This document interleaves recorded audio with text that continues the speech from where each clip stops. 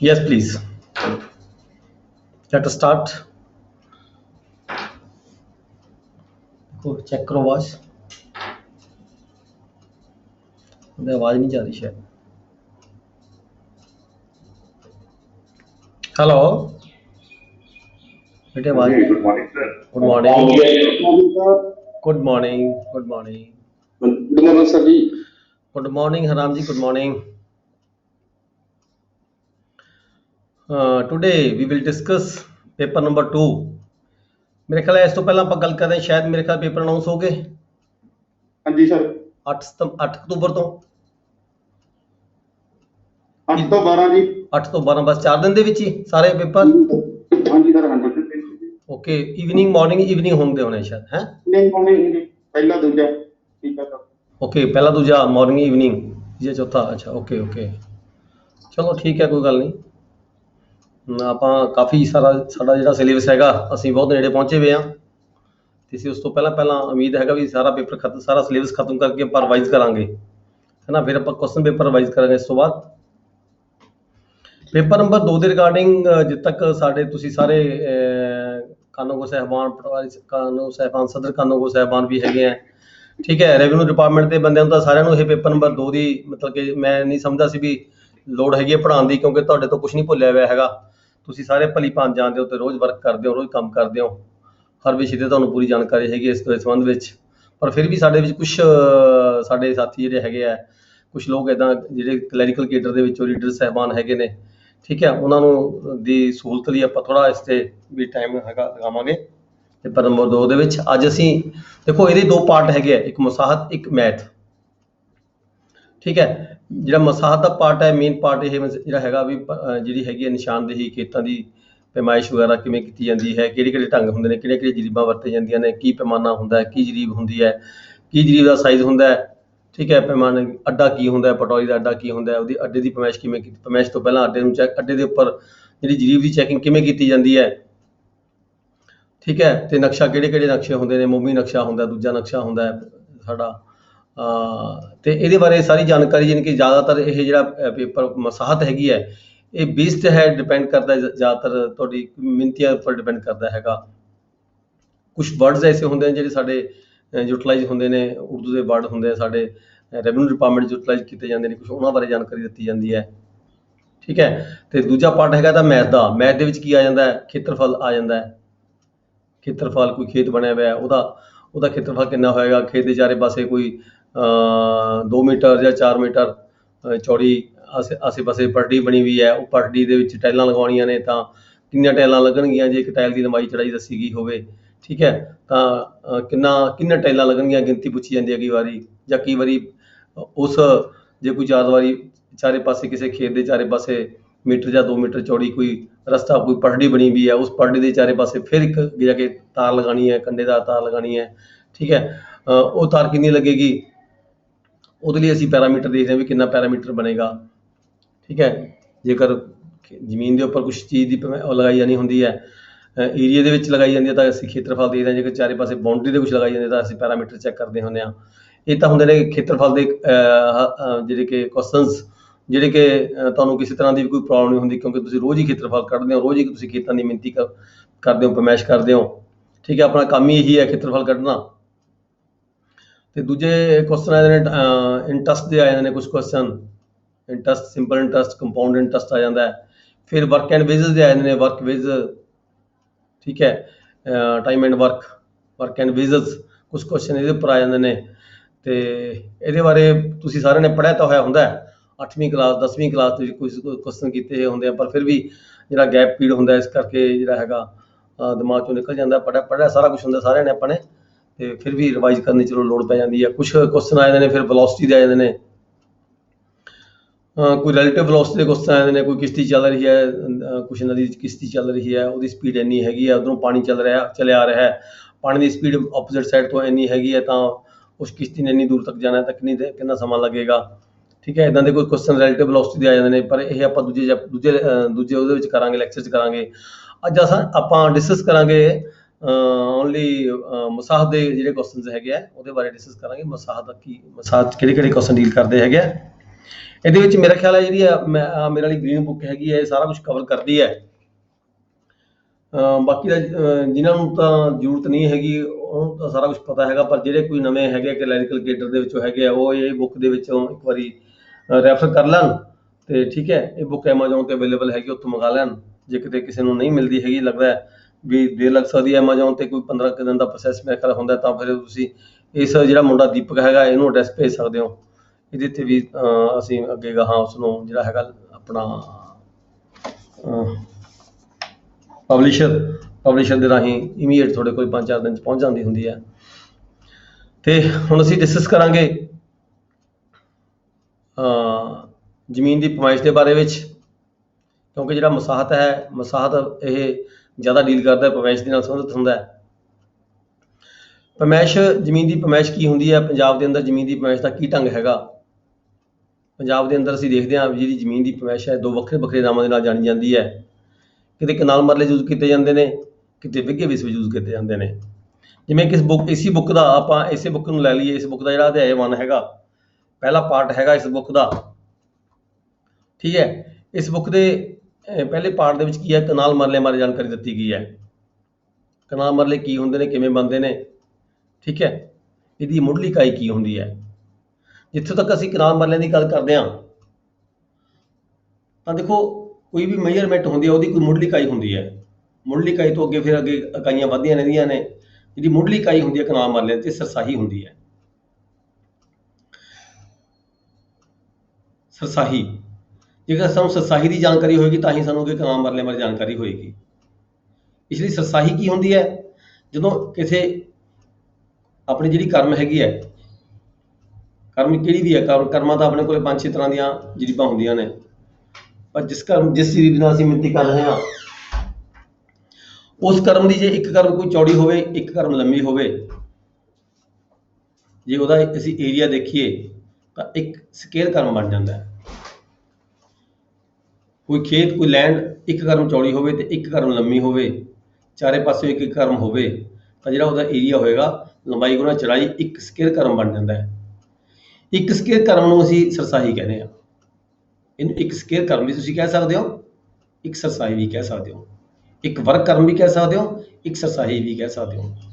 ਜਿੱਥੇ ਕਨਾਲ ਮਰਲੇ ਦੀ ਗੱਲ ਕਰਦੇ ਹਾਂ ਅਸੀਂ, ਸਭ ਤੋਂ ਪਹਿਲਾਂ ਸਰਸਾਹੀ ਦੀ ਜਾਣਕਾਰੀ ਜ਼ਰੂਰੀ ਹੈ। ਇੱਕ ਕਰਮ ਗੁਣਾ ਇੱਕ ਕਰਮ ਬਰਾਬਰ ਹੈ ਇੱਕ ਵਰਗ ਕਰਮ, ਇੱਕ ਵਰਗ ਕਰਮ ਬਰਾਬਰ ਹੈ ਇੱਕ ਸਰਸਾਹੀ, ਠੀਕ ਹੈ ਜੀ। ਹੁਣ ਜੇ 9 ਸਰਸਾਈਆਂ ਹੋਣ ਕਿਸੇ ਖੇਤ ਦੀਆਂ, 3 ਕਰਮ ਹੋਣਾ 3 ਕਰਮ, ਮਤਲਬ ਕਿ 9 ਸਰਸਾਈਆਂ ਹੋ ਗਈਆਂ। 9 ਸਰਸਾਈਆਂ ਬਣ ਜਾਂਦੀਆਂ ਇੱਕ ਮਰਲਾ। ਇਸੇ ਕਰਕੇ ਜਦੋਂ ਕਿਸੇ ਖੇਤ ਦੀ ਅਸੀਂ ਪਮਾਇਸ਼ ਕਰਦੇ ਹਾਂ ਤਾਂ ਜਿੰਨੀ ਵੀ ਉਹਦੀ ਲੰਬਾਈ ਤੇ ਚੌੜਾਈ ਹੁੰਦੀ ਹੈ, ਦੋਹਾਂ ਨੂੰ ਗੁਣਾ ਕਰਕੇ ਅਸੀਂ 9 ਤੇ ਵੰਡ ਦਿੰਦੇ ਹਾਂ। ਜਦੋਂ ਅਸੀਂ 9 ਤੇ ਵੰਡ ਦਿੰਦੇ ਹਾਂ ਤਾਂ ਉਹ ਮਰਲੇ ਬਣ ਜਾਂਦੇ ਆ। ਜਦੋਂ ਅਸੀਂ ਗੁਣਾ ਕਰਦੇ ਹਾਂ, ਲੰਬਾਈ ਦੀ ਚੌੜਾਈ ਨੂੰ ਗੁਣਾ ਕਰਦੇ ਹਾਂ, ਕਰਮਾਂ ਦੀ ਲੰਬਾਈ ਤੇ ਕਰਮਾਂ ਦੀ ਚੌੜਾਈ ਨੂੰ ਅਸੀਂ ਗੁਣਾ ਕਰਦੇ ਹਾਂ। ਮੰਨ ਲਓ ਕੋਈ 9 ਕਰਮਾਂ ਖੇਤ ਚੌੜਾ ਹੈ, ਲੰਬਾ ਹੈ, ਤੇ 7 ਕਰਮਾਂ ਚੌੜਾ ਹੈ। 9 7 63, 63 ਵਰਗ ਕਰਮ ਸਰਸਾਈਆਂ ਹੋ ਗਈਆਂ। 63 ਵਰਗ ਕਰਮ ਖੇਤ ਹੋ ਗਿਆ। ਉਸ ਖੇਤ ਦੀ ਏਰੀਆ ਕਿੰਨਾ ਬਣ ਗਿਆ, 63 ਵਰਗ ਕਰਮ, ਮਤਲਬ ਕਿ 63 ਸਰਸਾਈਆਂ। ਵਰਗ ਕਰਮ ਨੂੰ ਹੀ ਸਰਸਾਈਆਂ ਕਿਹਾ ਜਾਂਦਾ ਹੈ ਦੂਜੀ ਭਾਸ਼ਾ ਦੇ ਵਿੱਚ। ਜਦੋਂ ਅਸੀਂ 63 ਵਰਗ ਕਰਮ ਨੂੰ 9 ਤੇ ਵੰਡ ਦਾਂਗੇ, 9 ਤੇ ਅਸੀਂ ਕਿਉਂ ਵੰਡਦੇ ਹਾਂ, ਕਿਉਂਕਿ 9 ਵਰਗ ਕਰਮ ਦੀ 9 ਸਰਸਾਈਆਂ ਦੀ ਇੱਕ ਮਰਲਾ ਬਣ ਜਾਂਦਾ ਹੈ। ਜਦੋਂ 63 ਕਰਮ ਨੂੰ ਅਸੀਂ 63 ਵਰਗ ਕਰਮ ਨੂੰ ਅਸੀਂ 9 ਤੇ ਵੰਡ ਦਈਏ, 9 7 63, ਤਾਂ 7 ਜਿਹੜੇ ਹੈਗੇ ਨੇ ਮਰਲੇ ਬਣ ਜਾਂਦੇ ਆ। ਹੁਣ ਇਸ ਬੁੱਕ ਦੇ ਪਹਿਲੇ ਅਧਿਆਇ ਦੇ ਵਿੱਚ ਜੇ ਕਿਸੇ ਕੋਲ ਹੈਗੀ ਬੁੱਕ, ਇਹ ਆਪਣੀ ਖੋਲ ਲਓ, ਆਪਾਂ ਇਸੇ ਤੋਂ ਡਿਸਕਸ ਕਰ ਰਹੇ ਹਾਂ, ਠੀਕ ਹੈ। ਇੱਕ ਵਰਗ ਕਰਮ ਜਿਹੜੀ ਹੈਗੀ ਹੈ ਇੱਕ ਸਰਸਾਹੀ ਕਹਿਲਾਂਦੀ ਹੈ। ਇਸੇ ਤਰੀਕੇ ਨਾਲ ਜਿਹੜੀਆਂ 9 ਸਰਸਾਈਆਂ ਹੁੰਦੀਆਂ ਨੇ ਉਹ ਇੱਕ ਮਰਲਾ ਬਣ ਜਾਂਦਾ ਹੈ, ਠੀਕ ਹੈ। ਫਿਰ ਮਰਲਿਆਂ ਤੋਂ ਕਿ ਜੇ 20 ਮਰਲੇ ਹੋਣ ਤਾਂ ਇੱਕ ਕਨਾਲ ਬਣ ਜਾਂਦੀ ਹੈ। ਮਰਲਿਆਂ ਨੂੰ ਜਦੋਂ ਅਸੀਂ 20 ਦੇ ਉੱਪਰ ਵੰਡ ਦਈਏ ਤਾਂ ਜਿਹੜੇ ਪੂਰੇ ਆਉਂਦੇ ਆ ਉਹ ਕਨਾਲਾਂ ਬਣ ਜਾਂਦੀਆਂ, ਜਿਹੜੇ ਬਾਕੀ ਬਚ ਜਾਂਦੇ ਆ ਉਹ ਮਰਲੇ ਬਣ ਜਾਂਦੇ ਆ। 8 ਕਨਾਲਾਂ ਦਾ 1 ਏਕੜ ਬਣ ਜਾਂਦਾ ਹੈ, ਠੀਕ ਹੈ ਜੀ। ਇੱਕ ਵਰਗ ਕਰਮ ਬਰਾਬਰ ਹੈ ਇੱਕ ਸਰਸਾਹੀ, 9 ਸਰਸਾਹੀ ਬਰਾਬਰ ਹੈ ਇੱਕ ਮਰਲਾ, ਤੇ 20 ਮਰਲੇ ਬਰਾਬਰ ਹੈ ਇੱਕ ਕਨਾਲ, ਤੇ 8 ਕਨਾਲ ਬਰਾਬਰ ਹੈ 1 ਏਕੜ। ਦੇਖੋ ਇਹਦਾ ਚੈਪਟਰ ਨੰਬਰ 5 ਦਾ ਜਿਹੜਾ ਹੈਗਾ 1.1 ਦੇ ਵਿੱਚ ਸਰਸਾਹੀ ਦੀ ਡੈਫੀਨੇਸ਼ਨ ਦਿੱਤੀ ਗਈ ਹੈ। ਸਰਸਾਹੀ ਕਿਵੇਂ ਬਣਦੀ ਹੈ, ਕਨਾਲ ਮਰਲੇ ਵਿੱਚ ਪੈਮਾਇਸ਼ ਦੀ ਮੁੱਢਲੀ ਇਕਾਈ ਨੂੰ ਸਰਸਾਹੀ ਕਿਹਾ ਜਾਂਦਾ ਹੈ। ਇੱਕ ਵਰਗ ਕਰਮ ਦਾ ਦੂਜਾ ਨਾਂ ਹੀ ਸਰਸਾਹੀ ਹੈ। ਉਦਾਹਰਨ ਨੰਬਰ 1 ਤੁਹਾਨੂੰ ਬਣਾ ਕੇ ਦਿਖਾਈ ਗਈ ਹੈ ਇੱਥੇ ਬੁੱਕ ਦੇ ਵਿੱਚ। ਇੱਕ ਕਰਮ ਖੇਤ ਹੈ ਜਿਹਦੀਆਂ ਚਾਰੇ ਵਹੀਆਂ ਇੱਕ ਕਰਮ ਹੁੰਦੀਆਂ ਨੇ। ਠੀਕ ਹੈ, ਜੇ ਅਸੀਂ ਇਹਦਾ ਰਕਬਾ ਕੱਢੀਏ ਤਾਂ ਇੱਕ ਕਰਮ ਗੁਣਾ ਇੱਕ ਕਰਮ ਬਰਾਬਰ ਹੈ ਇੱਕ ਵਰਗ ਕਰਮ ਬਣ ਜਾਂਦਾ ਹੈ। ਇੱਕ ਵਰਗ ਕਰਮ ਬਰਾਬਰ ਹੈ ਇੱਕ ਸਰਸਾਹੀ ਬਣ ਜਾਂਦੀ ਹੈ। ਦੂਜੀ ਐਗਜ਼ਾਮਪਲ ਦਿੱਤੀ ਗਈ ਹੈ, ਖੇਤ ਦੀ ਲੰਬਾਈ 4 ਕਰਮਾਂ ਹੈਗੀ ਹੈ, ਖੇਤ ਦੀ ਚੜਾਈ 2 ਕਰਮਾਂ ਹੈਗੀ ਹੈ। ਠੀਕ ਹੈ, ਜਦੋਂ ਇਹਦਾ ਅਸੀਂ ਰਕਬਾ ਕੱਢਦੇ ਹਾਂ, ਖੇਤਰਫਲ ਕੱਢਦੇ ਹਾਂ, 4 ਕਰਮ ਗੁਣਾ 2 ਕਰਮ ਕਰਕੇ 8 ਵਰਗ ਕਰਮ ਬਣ ਜਾਂਦਾ ਹੈ। 8 ਵਰਗ ਕਰਨ ਦਾ ਮਤਲਬ 8 ਸਰਸਾਈਆਂ ਬਣ ਜਾਂਦਾ ਹੈ। ਕਹਿਣ ਦਾ ਭਾਵ ਇਹ ਹੈ ਵੀ ਇਹ ਇੱਕ ਮਰਲੇ ਤੋਂ ਵੀ ਘੱਟ ਹੈ ਰਕਬਾ। ਇੱਕ ਮਰਲੇ 'ਚ 9 ਸਰਸਾਈਆਂ ਹੁੰਦੀਆਂ ਨੇ, ਪਰ ਇਹ ਜਿਹੜਾ ਖੇਤ ਹੈਗਾ 8 ਸਰਸਾਈਆਂ ਦਾ, ਇਸ ਕਰਕੇ ਇਸ ਨੂੰ ਮਰਲੇ 'ਚ ਨਹੀਂ ਲਿਖਿਆ ਜਾ ਸਕਦਾ। ਹੁਣ 1.2 ਦੇ ਵਿੱਚ ਆ ਗਿਆ ਮਰਲੇ ਦੀ ਗੱਲ ਕਰਦੇ ਹਾਂ, ਕਿਉਂਕਿ 1.1 ਦੇ ਵਿੱਚ ਸਰਸਾਹੀ ਬਾਰੇ ਜਾਣਕਾਰੀ ਦਿੱਤੀ ਗਈ ਹੈ। 1.2 ਦੇ ਵਿੱਚ ਮਰਲੇ ਬਾਰੇ ਜਾਣਕਾਰੀ ਦਿੱਤੀ ਗਈ ਹੈ। 9 ਸਰਸਾਹੀ ਜਾਂ 9 ਵਰਗ ਕਰਮ ਨੂੰ ਇੱਕ ਮਰਲਾ ਕਿਹਾ ਜਾਂਦਾ ਹੈ। 9 ਸਰਸਾਹੀ ਬਰਾਬਰ ਹੈ ਇੱਕ ਮਰਲਾ ਜਾਂ 9 ਵਰਗ ਕਰਮ ਇੱਕ ਮਰਲਾ। ਚਾਹੇ ਤੁਸੀਂ 9 ਸਰਸਾਹੀ ਕਹਿ ਲਓ, ਚਾਹੇ 9 ਵਰਗ ਕਰਮ ਕਹਿ ਲਓ, ਗੱਲ ਇੱਕੋ ਹੀ ਹੈ। ਪਰ ਕਿਉਂਕਿ ਜਿਹੜੀ ਸਾਡੀ ਲੈਂਗੁਏਜ ਹੈਗੀ ਉੱਥੇ ਅਸੀਂ ਸਰਸਾਈਆਂ ਯੂਜ਼ ਕਰਦੇ ਹਾਂ, ਉੱਥੇ ਵਰਗ ਕਰਮਾਂ ਘੱਟ ਯੂਜ਼ ਕੀਤੀਆਂ ਜਾਂਦੀਆਂ ਨੇ। 9 ਸਰਸਾਈਆਂ ਬਰਾਬਰ ਹੈ ਇੱਕ ਮਰਲਾ ਬਣ ਜਾਂਦਾ ਹੈ। ਉਦਾਹਰਨ ਨੰਬਰ 1 ਬਣਾ ਕੇ ਦਿਖਾਈ ਗਈ ਹੈ। ਇਹ ਜਿਹੜਾ ਖੇਤ ਤੁਹਾਡੇ ਸਾਹਮਣੇ, ਜੇ ਤੁਹਾਡੇ ਕੋਲ ਬੁੱਕਸ ਹੈਗੀਆਂ ਨੇ, ਤੁਸੀਂ ਦੇਖ ਰਹੇ ਹੋਵੋਗੇ 3 ਕਰਮ ਗੁਣਾ 3 ਕਰਮ ਦਾ ਕੋਈ ਖੇਤ ਹੈਗਾ। ਠੀਕ ਹੈ, 3 ਕਰਮ ਗੁਣਾ 3 ਕਰਮ, ਚਾਰੇ ਪਾਸੇ 3 ਕਰਮਾਂ ਚੌੜਾ ਖੇਤ ਹੈ। ਉਹਦਾ ਜੇ ਰਕਬਾ ਕੱਢਦੇ ਹਾਂ ਅਸੀਂ, 3 ਕਰਮ ਗੁਣਾ 3 ਕਰਮ ਬਰਾਬਰ ਹੈ 9 ਵਰਗ ਕਰਮ ਬਣ ਜਾਂਦਾ ਹੈ। 9 ਵਰਗ ਕਰਮ ਦੀ 9 ਸਰਸਾਈਆਂ ਬਣ ਜਾਂਦੀਆਂ ਨੇ। ਉੱਪਰ ਅਸੀਂ ਗੱਲ ਕਰਕੇ ਹਟੇ ਸੀਗੇ ਵੀ 9 ਸਰਸਾਈਆਂ ਬਰਾਬਰ ਹੈ ਇੱਕ ਮਰਲੇ ਦੇ। ਹੁਣ ਇੱਥੇ ਅਸੀਂ ਮਰਲਾ ਚੈੱਕ ਕਰਕੇ ਦੱਸਣਾ ਸੀ ਮਰਲਾ ਕਿਵੇਂ ਬਣਦਾ ਹੈ। 9 ਸਰਸਾਈਆਂ ਬਰਾਬਰ ਹੈ ਇੱਕ ਮਰਲਾ। ਉਦਾਹਰਨ ਨੰਬਰ 2 ਬਣਾ ਕੇ ਦਿਖਾਈ ਗਈ ਹੈ। 6 ਕਰਮ ਕੋਈ ਚੌੜਾ ਖੇਤ ਹੈ, 6 ਕਰਮ ਕੋਈ ਲੰਮਾ ਖੇਤ ਹੈ ਤੇ 3 ਕਰਮ ਕੋਈ ਚੌੜਾ ਹੈ ਖੇਤ, ਆਇਤਕਾਰ ਦਾ ਖੇਤ ਹੈ। ਠੀਕ ਹੈ, ਇਹਦਾ ਜਦੋਂ ਰਕਬਾ ਕੱਢਦੇ ਹਾਂ 6 ਕਰਮ ਗੁਣਾ 3 ਕਰਮ ਬਰਾਬਰ ਹੈ 18 ਵਰਗ ਕਰਮ ਬਣ ਜਾਂਦਾ ਹੈ। ਹੁਣ ਅਸੀਂ ਪਹਿਲਾਂ ਪਿੱਛੇ ਪੜ੍ਹ ਕੇ ਹਟੇ ਹਾਂ ਵੀ 18 ਕਰਮ ਵਰਗ ਕਰਮ ਬਰਾਬਰ ਹੈ 18 ਸਰਸਾਈਆਂ ਬਣ ਗਈਆਂ। ਅਸੀਂ ਪਿੱਛੇ ਦੇਖ ਕੇ ਹਟਿਆ ਵੀ 9 ਸਰਸਾਈ ਦਾ ਇੱਕ ਮਰਲਾ ਬਣ ਜਾਂਦਾ ਹੈ। ਇਸ ਤੋਂ ਪਿਛਲਾ 1.2 ਦੇ ਵਿੱਚ 9 ਸਰਸਾਈ ਦਾ ਇੱਕ ਮਰਲਾ ਬਣ ਜਾਂਦਾ ਹੈ ਤੇ ਫਿਰ 18 ਸਰਸਾਈਆਂ ਦੇ ਕਿੰਨੇ ਮਰਲੇ ਬਣਨਗੇ? 2 ਮਰਲੇ ਬਣ ਜਾਣਗੇ। ਇਸ ਤੋਂ ਸਾਬਤ ਹੁੰਦਾ ਵੀ ਜੇ ਕੋਈ ਖੇਤ 6 ਕਰਮ ਚੌੜਾ ਲੰਬਾ ਹੋਵੇ ਤੇ 3 ਕਰਮ ਚੌੜਾ ਹੋਵੇ, 6 × 18, 18 ਨੂੰ 9 ਤੇ ਬਣਤਾ 2 ਮਰਲੇ ਖੇਤ ਬਣ ਜਾਂਦਾ ਹੈ। ਹੁਣ ਜਿਹੜਾ ਮੁੱਢਲੀ ਇਕਾਈ ਸੀਗੀ ਸਰਸਾਹੀ ਸੀ, ਉਸ ਤੋਂ ਇੱਕ ਸਟੈਪ ਉੱਪਰ ਚਲੇ ਜਾਂਦੇ ਆ, ਮਰਲੇ ਬਣ ਜਾਂਦੇ ਨੇ। ਫਿਰ ਇੱਕ ਸਟੈਪ ਹੋਰ ਉੱਪਰ ਚਲੇ ਜਾਂਦੇ ਆ ਤਾਂ ਕਨਾਲਾਂ ਬਣ ਜਾਂਦੀਆਂ ਨੇ। ਦੁਬਾਰਾ ਰਿਪੀਟ ਕਰ ਰਿਹਾ, ਕਨਾਲ ਮਰਲਿਆਂ ਦੇ ਵਿੱਚ ਮੁੱਢਲੀ ਇਕਾਈ, ਪੈਮਾਇਸ਼ ਦੀ ਮੁੱਢਲੀ ਇਕਾਈ ਸਰਸਾਹੀ ਹੁੰਦੀ ਹੈ। ਇੱਕ ਸਟੈਪ ਉੱਪਰ ਚਲੇ ਜਾਈਏ ਮਰਲੇ ਬਣ ਜਾਂਦੇ ਨੇ, ਉਸ ਤੋਂ ਇੱਕ ਸਟੈਪ ਉੱਪਰ ਚਲੇ ਜਾਈਏ ਕਨਾਲਾਂ ਬਣ ਜਾਂਦੇ ਨੇ। ਠੀਕ ਹੈ, ਹੁਣ ਆ 1.3 ਜਿਹੜਾ ਸਾਡਾ 1.3 ਹੈਗਾ, ਅਧਿਆਇ ਨੰਬਰ 1 ਦਾ 1.3, ਇੱਥੇ ਕਨਾਲ ਬਾਰੇ ਜਾਣਕਾਰੀ ਦਿੱਤੀ ਗਈ ਹੈ ਵੀ ਕਨਾਲ ਕੀ ਹੁੰਦੀ ਹੈ, ਕਨਾਲ ਕਿਵੇਂ ਬਣਦੀ ਹੈ। 20 ਮਰਲਿਆਂ ਨੂੰ ਇੱਕ ਕਨਾਲ ਕਿਹਾ ਜਾਂਦਾ ਹੈ। 20 ਮਰਲੇ ਬਰਾਬਰ ਹੈ ਇੱਕ ਕਨਾਲ। ਉਦਾਹਰਨ 1 ਬਣਾ ਕੇ ਦਿਖਾਈ ਗਈ ਹੈ। ਜੇ ਕੋਈ ਖੇਤ 18 ਕਰਮ ਚੌੜਾ ਹੋਵੇ ਤੇ 10 ਕਰਮ 18 ਕਰਮ ਲੰਬਾ ਹੋਵੇ ਤੇ 10 ਕਰਮ ਚੌੜਾ ਹੋਵੇ, ਜੇ ਇਹਦਾ ਅਸੀਂ ਖੇਤਰਫਲ ਕੱਢਣਾ ਹੋਵੇ, 18 ਕਰਮ ਗੁਣਾ 10 ਕਰਮ ਬਰਾਬਰ ਹੈ 180 ਵਰਗ ਕਰਮ ਬਣ ਜਾਂਦਾ ਹੈ। 180 ਵਰਗ ਕਰਮ ਜੇ ਬਣ ਜਾਂਦਾ, ਹੁਣ ਅਸੀਂ ਇਹਦੇ ਕਨਾਲ ਮਰਲੇ ਬਣਾਉਣੇ ਨੇ। ਸਾਡੇ ਕੋਲ 180 ਵਰਗ ਕਰਮ ਬਣ ਗਿਆ। 180 ਵਰਗ ਕਰਨ ਦਾ ਮਤਲਬ 180 ਸਰਸਾਈਆਂ ਬਣ ਗਈਆਂ। 9 ਵਰਗ ਕਰਮ ਦਾ ਇੱਕ ਮਰਲਾ ਹੁੰਦਾ ਹੈ, 9 ਸਰਸਾਈਆਂ ਦਾ ਇੱਕ ਮਰਲਾ ਹੁੰਦਾ ਹੈ। ਜੇਕਰ ਅਸੀਂ 180 ਨੂੰ 9 ਤੇ ਵੰਡਾਂਗੇ ਤਾਂ ਸਾਡੇ ਕੋਲੇ ਮਰਲੇ ਬਣ ਜਾਂਦੇ। ਹੁਣ ਸਾਡੇ ਕੋਲੇ ਖੇਤ ਦੀ ਲੰਬਾਈ ਚੌੜਾਈ 18 ਗੁਣਾ 10 ਹੈ, 180 ਸਰਸਾਈਆਂ ਨੇ। 180 ਸਰਸਾਈਆਂ ਨੂੰ ਜਦੋਂ ਅਸੀਂ 9 ਤੇ ਵੰਡਦੇ ਹਾਂ ਤਾਂ ਇਹ 20 ਮਰਲੇ ਬਣ ਜਾਂਦੇ ਨੇ। 20 ਮਰਲੇ ਬਰਾਬਰ ਹੈ ਇੱਕ ਕਨਾਲ। ਅਸੀਂ ਤੀਜੇ ਸਟੈਪ ਦੇ ਵਿੱਚ ਆ ਗਏ। ਤੀਜੇ ਸਟੈਪ ਦੇ ਵਿੱਚ ਕਨਾਲ ਕਿਵੇਂ ਬਣੀ ਹੈ? ਠੀਕ ਹੈ, ਜਦੋਂ ਕਿਸੇ ਖੇਤ ਦੀ ਜਿਹੜੀ ਲੰਬਾਈ ਚੌੜਾਈ ਹੈਗੀ ਹੈ ਸਰਸਾਈਆਂ ਤੋਂ ਵੀ ਉੱਪਰ ਚਲੀ ਜਾਵੇ, ਠੀਕ ਹੈ, ਮਰਲਿਆਂ ਤੋਂ ਵੀ ਉੱਪਰ ਲੰਘ ਜਾਵੇ, ਤਾਂ ਫਿਰ ਉਹ ਕਨਾਲਾਂ 'ਚ ਸ਼ੋ ਹੋ ਜਾਂਦੀ ਹੈ। 18 ਕਰਮ ਗੁਣਾ 10 ਕਰਮ ਦੇ ਖੇਤ ਨੂੰ 180 ਵਰਗ ਕਰਮ ਬਣ ਗਿਆ। 180 ਵਰਗ ਕਰਮ ਮਤਲਬ 180 ਸਰਸਾਈਆਂ। 180 ਸਰਸਾਈਆਂ ਨੂੰ 9 ਤੇ ਵੰਡਾਂਗੇ। 9 ਤੇ ਕਿਵੇਂ ਵੰਡਦੇ ਆ, ਕਿਉਂ ਵੰਡਦੇ ਆ? 9 ਸਰਸਾਈਆਂ ਦਾ ਇੱਕ ਮਰਲਾ ਹੁੰਦਾ ਹੈ। 9 ਤੇ ਵੰਡਣ ਦੇ ਨਾਲ 20 ਮਰਲੇ ਬਣ ਜਾਂਦੇ ਨੇ। ਫਿਰ ਅੱਗੇ ਅਸੀਂ ਦੇਖਦੇ ਹਾਂ ਵੀ 20 ਮਰਲਿਆਂ ਦੀ ਇੱਕ ਕਨਾਲ ਬਣਦੀ ਹੈ। ਠੀਕ ਹੈ, ਹੁਣ 20 ਮਰਲੇ ਬਣ ਗਏ, 20 ਨੂੰ ਫਿਰ 20 ਤੇ ਵੰਡ ਦਈਏ ਤਾਂ ਸਾਡੇ ਕੋਲੇ ਕਨਾਲਾਂ ਬਣ ਜਾਂਦੀਆਂ ਨੇ। ਇਸ ਕਰਕੇ ਦੇਖਿਆ ਗਿਆ ਉੱਪਰਲਾ ਜਿਹੜਾ ਖੇਤ ਹੈਗਾ ਉਹਦੀ ਜਿਹੜਾ ਏਰੀਆ ਹੈਗਾ ਖੇਤਰਫਲ ਹੈਗਾ 1 ਕਨਾਲ ਹੈਗਾ। ਉਦਾਹਰਨ ਨੰਬਰ 2 ਗੱਲ ਕਰਦੇ ਹਾਂ। 27 ਕਰਮ ਕੋਈ ਲੰਬੀ ਖੇਤ ਹੈਗੀ ਆ, ਖੇਤ ਹੈ ਤੇ 20 ਕਰਮ ਉਹਦਾ ਚੜਾਈ ਹੈਗੀ ਖੇਤ ਦੀ। ਜਦੋਂ ਅਸੀਂ ਇਹਦਾ ਰਕਬਾ ਕੱਢਾਂਗੇ ਤਾਂ 27 ਕਰਮ ਗੁਣਾ 20 ਕਰਮ ਬਰਾਬਰ ਹੈ 540 ਵਰਗ ਕਰਮ ਬਣ ਜਾਂਦੇ ਨੇ। 540 ਸਰਸਾਈਆਂ ਬਣ ਗਈਆਂ। 540 ਵਰਗ ਕਰਮ ਇਕੁਅਲ ਟੂ 540 ਸਰਸਾਈਆਂ। ਜੇ 540 ਵਰਗ ਕਰਮ ਨੂੰ ਅਸੀਂ 9 ਤੇ ਵੰਡਾਂਗੇ ਤਾਂ ਕੀ ਬਣਨਗੇ, ਸਾਡੇ ਕੋਲੇ ਮਰਲੇ ਬਣ ਜਾਣਗੇ। ਠੀਕ ਹੈ, ਹੁਣ 540 ਨੂੰ ਅਸੀਂ 9 ਜਦੋਂ 9 ਤੇ ਵੰਡਦੇ ਹਾਂ ਤਾਂ ਸਾਡੇ ਕੋਲੇ 60 ਮਰਲੇ ਬਣ ਜਾਂਦੇ ਆ। ਅੱਗੇ ਅਸੀਂ ਪਿੱਛੇ ਪੜ੍ਹ ਕੇ ਹਟੇ 1.3 ਦੇ ਵਿੱਚ ਵੀ 20 ਮਰਲਿਆਂ ਦੀ ਇੱਕ ਕਨਾਲ ਹੁੰਦੀ ਹੈ। ਹੁਣ 60 ਮਰਲਿਆਂ ਨੂੰ ਜਦੋਂ ਅਸੀਂ 20 ਤੇ ਫੇਰ ਵੰਡਾਂਗੇ ਅੱਗੇ, ਠੀਕ ਹੈ, ਤਾਂ ਸਾਡੇ ਕੋਲ ਜਿਹੜਾ ਰਕਬਾ ਹੈਗਾ ਇਸ ਖੇਤ ਦਾ 3 ਕਨਾਲਾਂ ਬਣ ਜਾਂਦਾ ਹੈ। ਚੌਥਾ ਇਹਦੀ ਸਟੈਪ ਹੈਗੀ ਹੈ। ਪਹਿਲਾ ਸਟੈਪ ਮੈਂ ਫਿਰ ਦੁਬਾਰਾ ਰਿਵਾਈਜ਼ ਕਰ ਰਿਹਾ। ਪਹਿਲਾ ਸਟੈਪ ਮੁੱਢਲੀ ਇਕਾਈ ਸਰਸਾਹੀ, ਸੈਕੰਡ ਸਟੈਪ ਮਰਲੇ, ਥਰਡ ਸਟੈਪ ਕਨਾਲਾਂ, ਫੋਰਥ ਸਟੈਪ ਏਕੜ। 8 ਕਨਾਲ ਦੇ ਰਕਬੇ ਨੂੰ 1 ਏਕੜ ਕਿਹਾ ਜਾਂਦਾ ਹੈ। ਹੁਣ ਅਸੀਂ ਪਿੱਛੇ ਪੜ੍ਹ ਕੇ ਹਟਿਆ ਵੀ ਕਨਾਲਾਂ ਕਿਵੇਂ ਹੁੰਦੀਆਂ ਨੇ, ਬਣਦੀਆਂ ਨੇ। ਅੱਗੇ ਜੇ ਕੋਈ ਰਕਬਾ 8 ਕਨਾਲ ਤੋਂ ਉੱਪਰ ਟੱਪ ਜਾਂਦਾ ਹੈ, ਠੀਕ ਹੈ ਜੀ, 8 ਕਨਾਲ ਤੱਕ ਤਾਂ 8 ਕਨਾਲ ਤੋਂ ਥੱਲੇ ਤਾਂ ਅਸੀਂ ਕਨਾਲ ਮਰਲੇ ਲਿਖਾਂਗੇ। ਜਦੋਂ ਰਕਬਾ 8 ਕਨਾਲ ਤੋਂ 8 ਕਨਾਲ ਹੋ ਜਾਏ ਪੂਰਾ, ਜਾਂ 8 ਕਨਾਲ ਤੋਂ ਉੱਪਰ ਟੱਪ ਜਾਏ, ਫਿਰ ਅਸੀਂ ਏਕੜਾਂ 'ਚ ਕਨਵਰਟ ਕਰਕੇ ਲਿਖਦੇ ਹਾਂ ਉਸ ਨੂੰ। 8 ਕਨਾਲ ਦਾ 1 ਏਕੜ ਹੁੰਦਾ ਹੈ। ਜਿਵੇਂ ਕਿ ਸਟੈਂਡਰਡ ਏਕੜ ਉਦਾਹਰਨ ਨੰਬਰ 1 ਹੈਗੀ ਹੈ। ਅਸੀਂ ਸਾਰੇ ਤੁਸੀਂ ਜਾਣਦੇ ਹੋ ਵੀ 40 ਕਰਮ ਦਾ ਜਿਹੜਾ ਖੇਤ ਹੁੰਦਾ ਹੈ 36 ਕਰਮ ਦਾ ਚੌੜਾ ਹੁੰਦਾ ਤੇ 40 ਕਰਮ ਦਾ ਖੇਤ ਹੁੰਦਾ ਹੈ। ਠੀਕ ਹੈ, 36 ਗੁਣਾ 40 ਨੂੰ ਜਦੋਂ ਅਸੀਂ ਮਲਟੀਪਲਾਈ ਕਰਦੇ ਹਾਂ 1440 ਵਰਗ ਕਰਮ ਬਣ ਜਾਂਦੇ ਆ। ਮਤਲਬ 1440 ਸਰਸਾਈਆਂ ਬਣ ਜਾਂਦੀਆਂ ਨੇ।